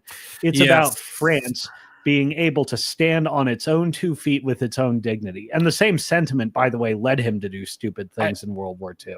And I feel like, Charles de Gaulle is, I don't know if he's, if he was rejected from the mythical status of Frenchman, but like, I don't think he would have been in favor of like decommissioning nuclear power plants and destroying the energy independence of France, because they were at a surplus, I think. and then they had a bunch of maintenance issues during COVID. Yeah, it just what's interesting is that while De Gaulle was, I mean, have you ever played the game Twilight Struggle? It sounds like a. I'm not even going to say. I recommend it to everyone. It's a great board game called Twilight Struggle. That's the Cold War board game. One player plays the USSR, one plays America, and it starts in like the early 1940s, and it's the board game of the Cold War. There's a later innovation on the game called Votes for Women, which is essentially the game mechanics but dramatically improved, and the historiography is far, far worse. But De Gaulle Comes to Power is a card that's actually usable by both sides for massive advantage because it is essentially France paving its own way. Oh, I see. I see. De Gaulle, breaking path. Yeah. Yeah. De Gaulle did a lot of things that were really good for France and not necessarily great for the American side of the West, because it was about making his country its own thing. And why he's remembered in America with a bit of a mixed legacy is because he was adamantly pro-France, even when it meant being anti-American. What's the funny thing about arguably the American intelligence service tried to have him killed and eventually got him killed. Well, that's the funny thing about being an American, though, is that I think the American people actually respect that quite a bit. It's like if you tell America to go fuck yourself and just do your own thing and you're successful, America's like, all right, fair enough. That's pretty good. I feel like that's part of the non-nationalistic, like Americans are nationalist, but we're not, that's not who we are. It's just an aspect of who we are. So there's interesting strains where subcultures in America break very heavily the other way. Well, I would strongly recommend. I used to recommend The Devil's Chessboard. I forget who the author is, but the Ghost. Who is his name? James Angleton. There's another book which I actually recommend more now on sort of the divergent sects of America, and I think in particular something like the Trump administration being like, well, okay, you go your way. We're looking at rejecting, the late 20th century's past order because we know it's like a tech problem and you guys are like super deep into it, but we're not interested in doing this anymore because it F's you over. But there's there's American subcultures even still, and like regional subcultures and internationalist subcultures that have very different views. So the book is The Ghost, The Secret Life of CIA Spy Master James Jesus Angleton, or James Jesus Angleton, by Jefferson Morley. Okay. Highly recommend this book. Most of what I'm talking about here is in the first third or so, which is Angleton's World War II experience, being bound up in the literary circle of Ezra Pound and sort of a like confluence of American, British, and Italian literary circles, and the mingling of how effed up World War or interwar Europe's culture was, along with America's New England and more internationalist cultural elite. The first third of the book provides a really interesting psychological portrait and by the way, The Devil's Chessboard still does also with Alan Dulles. But Alan Dulles was much more like Swiss-German connection. I see. But it's interesting to absorb the interwar psychology of American elites who decided what European culture was going to be. Because we're living in the shadow of American men with some very, very bizarre pictures that most of us would view as outdated now of the way the world ought to work, and come from this spiritually and psychologically confused interwar period. Well, that's the crux of how I both hate, pity, and feel responsibility for Europe, and that we did in fact fuck them up pretty hard. Super duper. It's the same way I feel about American blacks. It's like they were just under tremendous social engineering. And it's like, where do you go from? Especially from here, Yeah. Well, and what's interesting too is like the same minds that created the same interwar minds that created the European future, the same interwar minds created the Black American future, which fucked them up just as hard as Europe did, versus the pre-war, the pre-war future of Black Americans was like shiny, prosperous, and golden. Like, my God, I wish we lived in that world. People still do. I'm afraid that the Darwinian element of nature acting upon human nature is going to dictate how that goes. See, that's the important thing, and like where I want to move this conversation is you can focus on genes, but genes are actually relatively slow. We talked about this in the pre-show, where the major governor on humans' intellectual capacity in antiquity was actually calories, but nowadays it's time. Thinking is expensive, like prefrontal cortex thinking is expensive in terms of calories and in terms of time.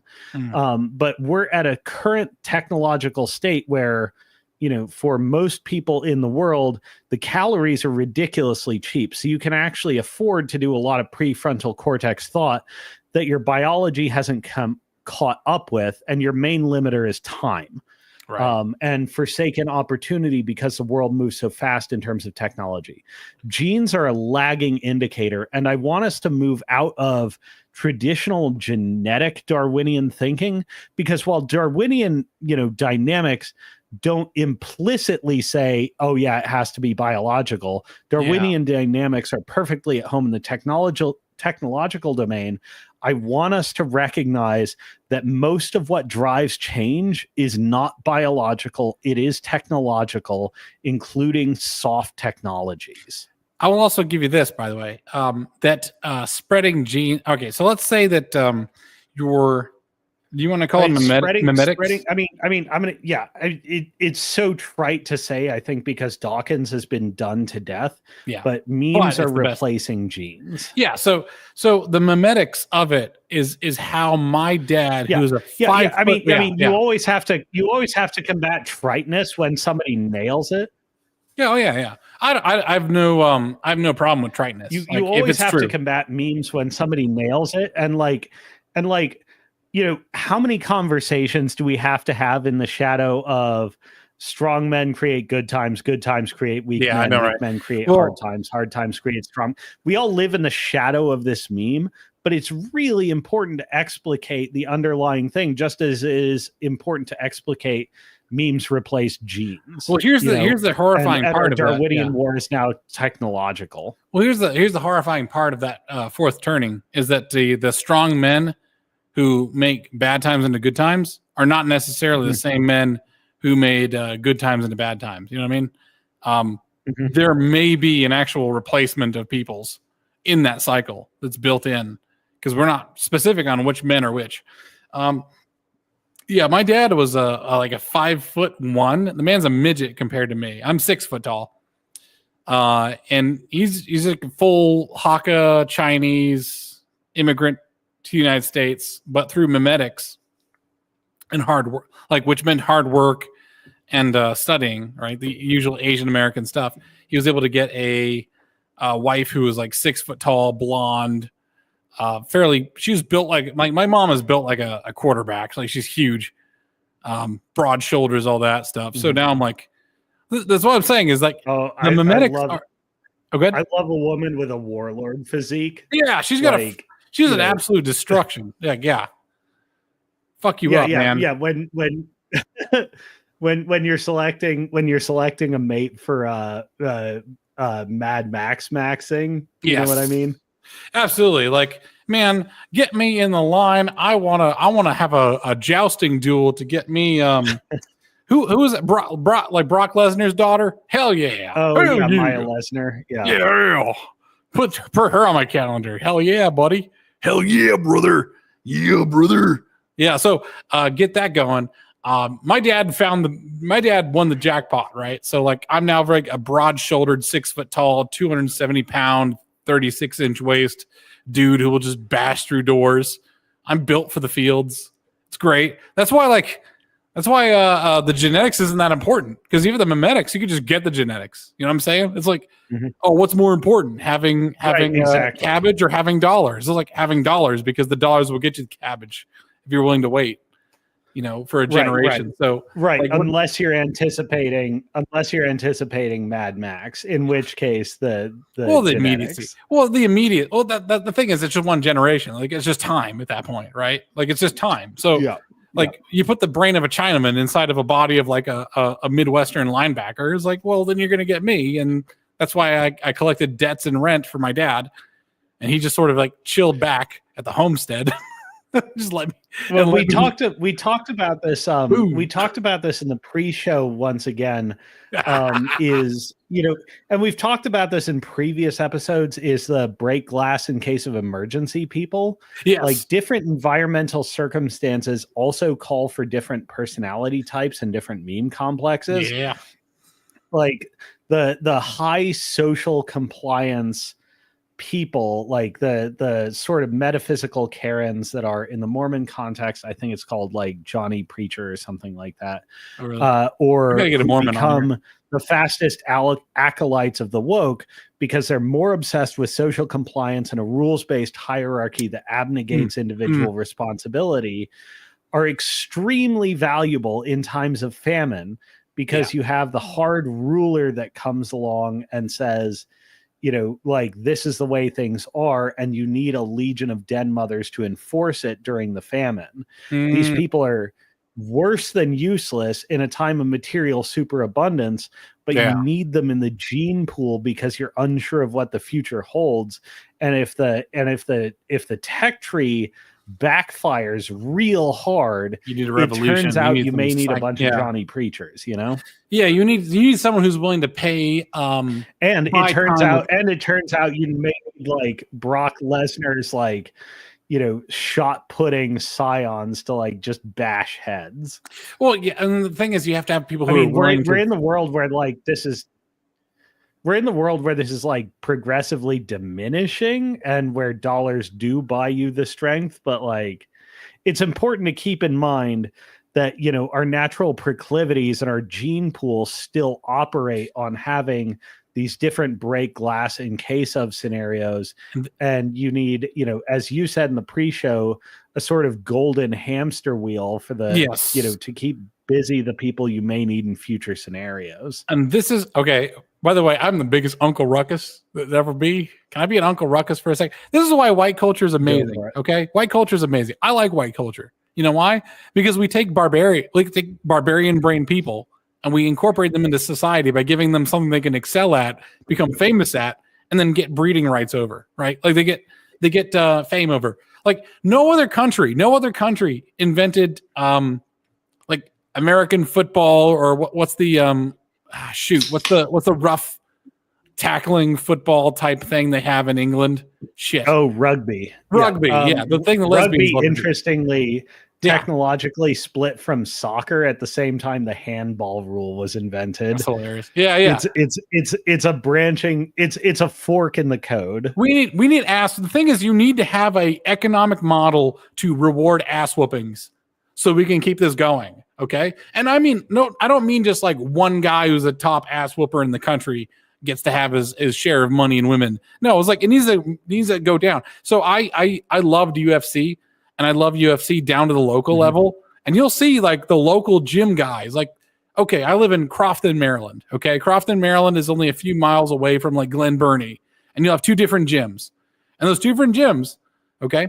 When I see, they bring their champion up, they go and compete against each other. But those two guys, whether they win or lose, are walking away with a beautiful woman who had a lot of faith in them and is their woman. And that's it. That's what you need. Okay. You need to have these strong men who are like the hometown hero be able to pass on their genes and make money and be celebrated socially and economically.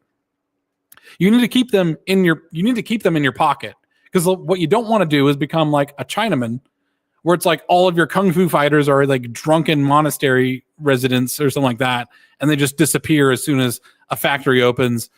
Like what China, like the Chinese Communist Party did to all of the traditional athletes and stuff of China. Rather than have some sort of event like the Olympics or something like that, they just did away with all of it. And then like 30 years later, they wanted to go ahead and compete in the Olympics. I was like, well, it's not gonna happen. Okay, you've already done away with it. They sort of engage in the Russian model of like, oh, you show the barest level of childhood aptitude, so we're going to shuffle you into this cauldron where you do this for the next 15 years, and then once you're past your prime, we cast you out. And then you're like, you get 5th place at the best of times, and then you're gone. It's like, no, that's not how it works. Exactly. Like you have to allow Americans to spend money on stupid shit, because stupid shit is actually really productive a lot of times. No, yeah. I have spent in my adult life an immense amount of money to travel to play a tabletop war game. And like it seems trivial and it seems frivolous, but it has been a massive domain for, applying serious epistemological level thinking about being excellent at something. Like, I next leveled a lot of my thinking due to traveling for a frivolous nerd hobby. We should next one we do. I don't know if you want to do it just next Thursday. It's up to you what your time is. I'm okay with doing a show a week. That's what I've been doing lately. It's not so bad. But if you want to do a show next week, we could talk about more. I'm totally happy to do that. Okay. But it also seems like go ahead. I mean, I think a lot of this episode has been spent, so I have this outline, which I think I'm going to like retrench and block off what we've talked about. Because what's interesting is we've moved sort of out of, if you envision this as like a James Lindsay type spiral diagram, I was about to suggest that lollygagging. We've been moving around the outside of the spiral diagram, essentially picking at failure states or like, eccentricities or tangents, like essentially when the spiral goes off course. And we're picking apart a lot of failure states or opportunities for failure states or opportunities to fumble the bag. I think there's still a lot of room to grasp, what causes this to succeed and why the one civilization is, why we never got to America being the true inheritor of Rome, which I think it is, at least at present. Like, it's a divine mandate that's revocable. But, I think, again, in James Lindsay's spiral type situations, lollygagging has a lot of pushback on, what I've been saying here. So, I think we probably go thesis, antithesis, synthesis. So I'm totally down for next Thursday. Yeah. Okay. Sounds good. Okay. I'll get the invites going. There's a summer sale actually for StreamYard. So like 50% off, which is pretty great. Sweet. Yeah, man. I'll get that going. I think that maybe next time we should just jump into, so when you're writing a story, you kind of just jump right in to the latest part you can in the story. And that's how you do it. Yeah. Let's do that. I think we talked a lot about the rise of civilizations, and that's really good. I want America. I'll share this with lollygagging, and if you're on, if a 3-person discussion next week, feel free to mark this up and punch it up as much as you want. But I think we'll go for your outline next time if you want to. If we want to go for a thesis, antithesis, synthesis kind of thing. Wait, whose outline? Mine? Lollygaggins? Who's got one? Porque no los dos. We could, yeah, you know what? We could plan it out. Okay, so you guys are both, by the way, you guys are both very organized. Yeah. So I have full faith in you guys to plan this out. Lollygagging, you know where to find Alex Cosma on Twitter, right? So his DMs are probably open. Hit him up there. Mm-hmm. I want to talk about England versus America. I want a punch for punch drag out competition of what what America is doing now and what England did then. And I would love to see, like, we have some hero units like Scott Bessent, which I would love to talk about because I'm a Scott Bessent sim. Oh my God, that man's amazing. His house is amazing. Absolute Giga Chad. He's super Giga Chad. He's the biggest. By the way, I hate Giga Chad. No, he's not even like. I hate to use the term, but I say like he's not very faggy. No, he's not. He's not. He's the most heterosexual. Yeah. He's a gay man, and it's like one of those ancillary like backbone things. Like, oh yeah, I'm from Kansas. Oh yeah, I'm gay. You know what I mean? Yeah, you know, exactly. Dude, the man is a nation wrecker. He is a hero unit. I fucking love that guy. Yeah, he's the guy who engineered the pound short trade. Like, holy shit, this is as Chad as you get. That is such an amazing topic, by the way, to compare empires of like, the American Empire. We just rose up some random. By the way, this is why I think that one of the strengths of America is that we just rise up random gay dudes from Kansas, and they just fucking sink an entire nation's currency. And they're not even an enemy. It's a pastime. It's like, whatever. Like, sucks if it happens to me. You know what's a great analog for the Bessent thing is something like 90% of US admirals ever created throughout the last 150 years since we've had inland states have come from states that have no border with an ocean and are in fact double landlocked from oceans. So like fuck it. But exactly. Like wait. I mean it's an implication that to rise to true excellence, there needs to necessarily be a sort of like oppositional don't tell me I can't kind of thing, or like I'm going to go maximally against the grain. I want to measure America's aggressiveness by the number of hours between JFK speechwriters putting in "we will go to the moon" to him saying "we will go to the moon."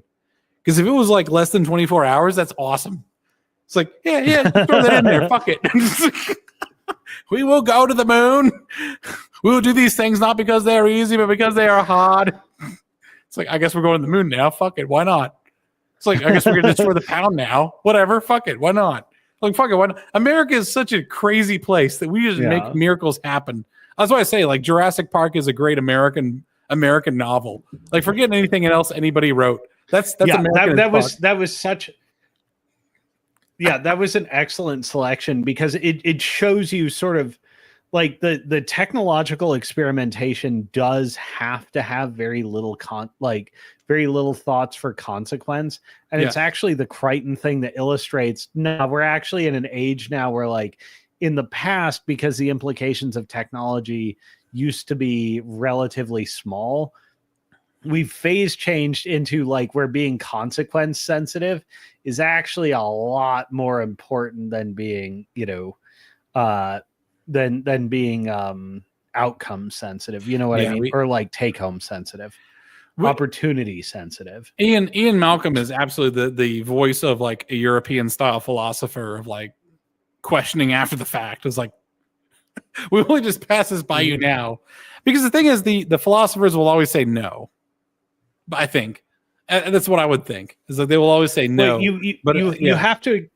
I mean, there's an interesting one because in Plato's dialogues of Socrates is pretty widely recognized as ahead of his time, and even by Plato's own standards, he is guilty of subverting the youth and subverting traditional religion, because in the dialogues he essentially does.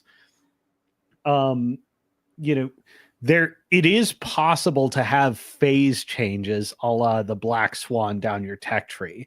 And you also have to be sensitive to that, where Ian Malcolm goes to, a civilization like a civilization wrecker to a civilization preserver. It just requires some sensitivity. I might actually have a signed reading at some point in this show, because it'd be really fun to everybody reads Jurassic Park. And just comes Jurassic Park Book Club. Do endorse. That'd be so fun. I think I've never fully read it. Okay, I've listened to the section of the audiobook and like the difference between the movie and the show, or sorry, movie and the book. And even the tiny hints of it, like Hammond being this like very sophisticated showman. I think Hammond of the movie actually hammers home the message better than Hammond of the book. But yeah, it's worth diving into. It's a book clubbable section. And the fact that the movie, like, it does get across to especially maybe the American audience, especially that Hammond is a sympathetic figure, is just like how much we are Hammond. Is like, we're going to do horrifically fucked up shit without any forethought whatsoever. But it was amazing. And we tried to sell some lunch boxes, and it didn't turn out super great. And it's interesting that Hammond's a Scotsman too, because the Scotsmen were like, the Scots were the barbarian culture that partially through demographic exodus and partially through cultural colonization by the English switched from barbarian to British culture driving enlightened technologists very quickly. So like, like Hammond being and even philosophy, like moral philosophy, prudentialism, economics, etc. Like England was governed in the 18th and 19th century by a shocking number of Scotsmen. It's a really, I don't know if it was intentional by Crichton or not, but it's a really fascinating subtext there. I'm gonna buy Jurassic Park now. Yeah, let's plan for that in the next 2 months somewhere. I don't know how long it takes for you to read somewhere a book in there. Yeah, once I get not into long. Okay, once I get into a book, I go through it really fast because I have an addictive personality. That's why I can't read. That's why I can't play MMOs. I just can't do it. Same here. I mean, you get 30 hours in and you realize I didn't have fun at any point during this process, but I'm also willing to do this indefinitely to watch bars fill up. Yeah, exactly. I have a new job. That's what I have. I have 2 jobs now. Hey, do you think the 2 books is good? Have you read the second book? Lost World? I have, and I'm not a giant fan. Okay. I mean, I think the second book is like the second movie because he was begged to do it by the studio as like, oh, you're writing Jurassic Park 1. We're going to buy the movie rights from you. Oh, by the way, you finished the book and published it, and then the movie came out. And we've already got greenlit for a sequel, so we're going to need you to write a second book for the sequel to be. Yeah, Michael Crichton seems to me like feels like a book that's from that process. Yeah, Michael Crichton seems like a young, brilliant man who had a lot of ideas to put out. So it's like putting directives on him seems like you're going to get shit work because young men will put out shit work if they're told to do it. Okay, cool. Well, he'll also just produce shit work incidentally. Like some of his books fucking suck, and some of his books as like let's shit on Crichton. Let's do it. Sphere is one of them. You think Sphere sucks as a book? It's essentially there's a lot of works based on. I think Sphere leaves a lot to be desired in terms of narrative structure. It has some interesting ideas that are done far better in other works of media, but Sphere as a standalone work is kind of shit. And then some of his other books, like what's the one about? It's another genetically engineered animals one, except it's the one where they make the turtles glow green so they live through their reproductive cycle. And it's got like one of the characters is a weird pedophile. The ideas in the book are really great. The narrative structure starts out super strong and falls apart. So like Crichton will produce shit on his own, but he'll always produce shit with he'll produce gold. And when he produces shit, there's an interesting idea in the shit. Okay. You know what I mean? I see what you're saying. All right. Cool beans. Very long lectures on how secondhand injuries from secondhand smoking are a myth.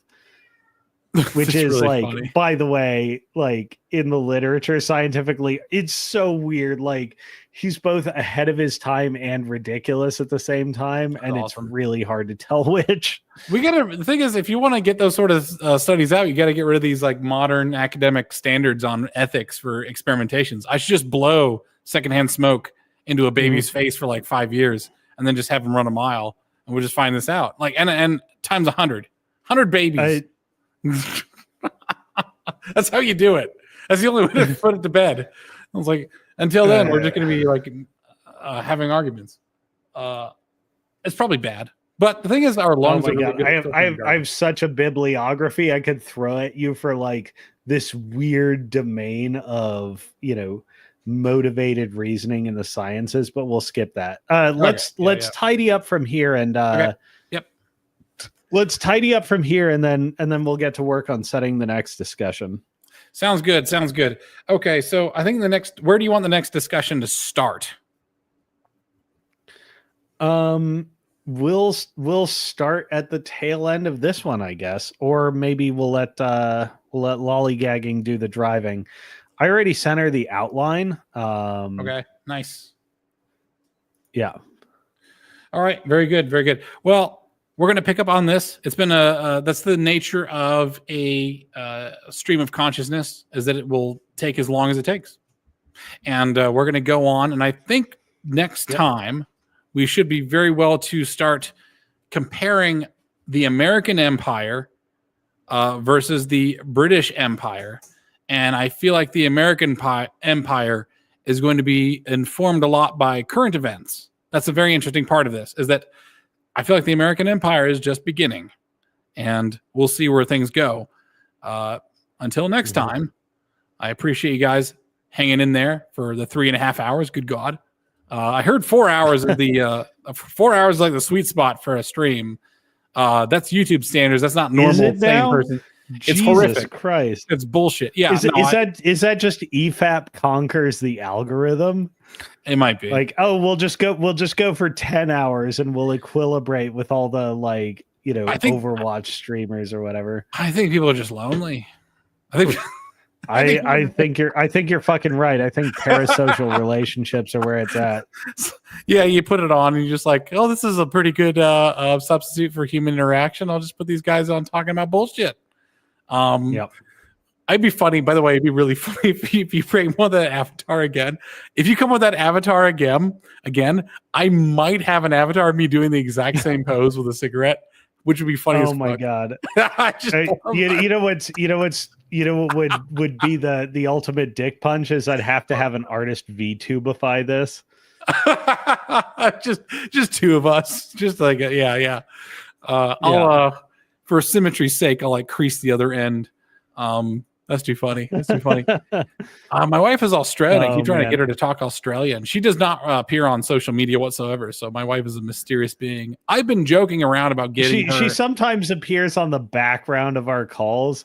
Oh yeah, and I mean, you've probably become deaf to it, but she still has strong traces of the accent. Oh really? Really? Oh, okay. It's just I was thinking about getting her an eyes wide shut style mask and like having her appear once in a while.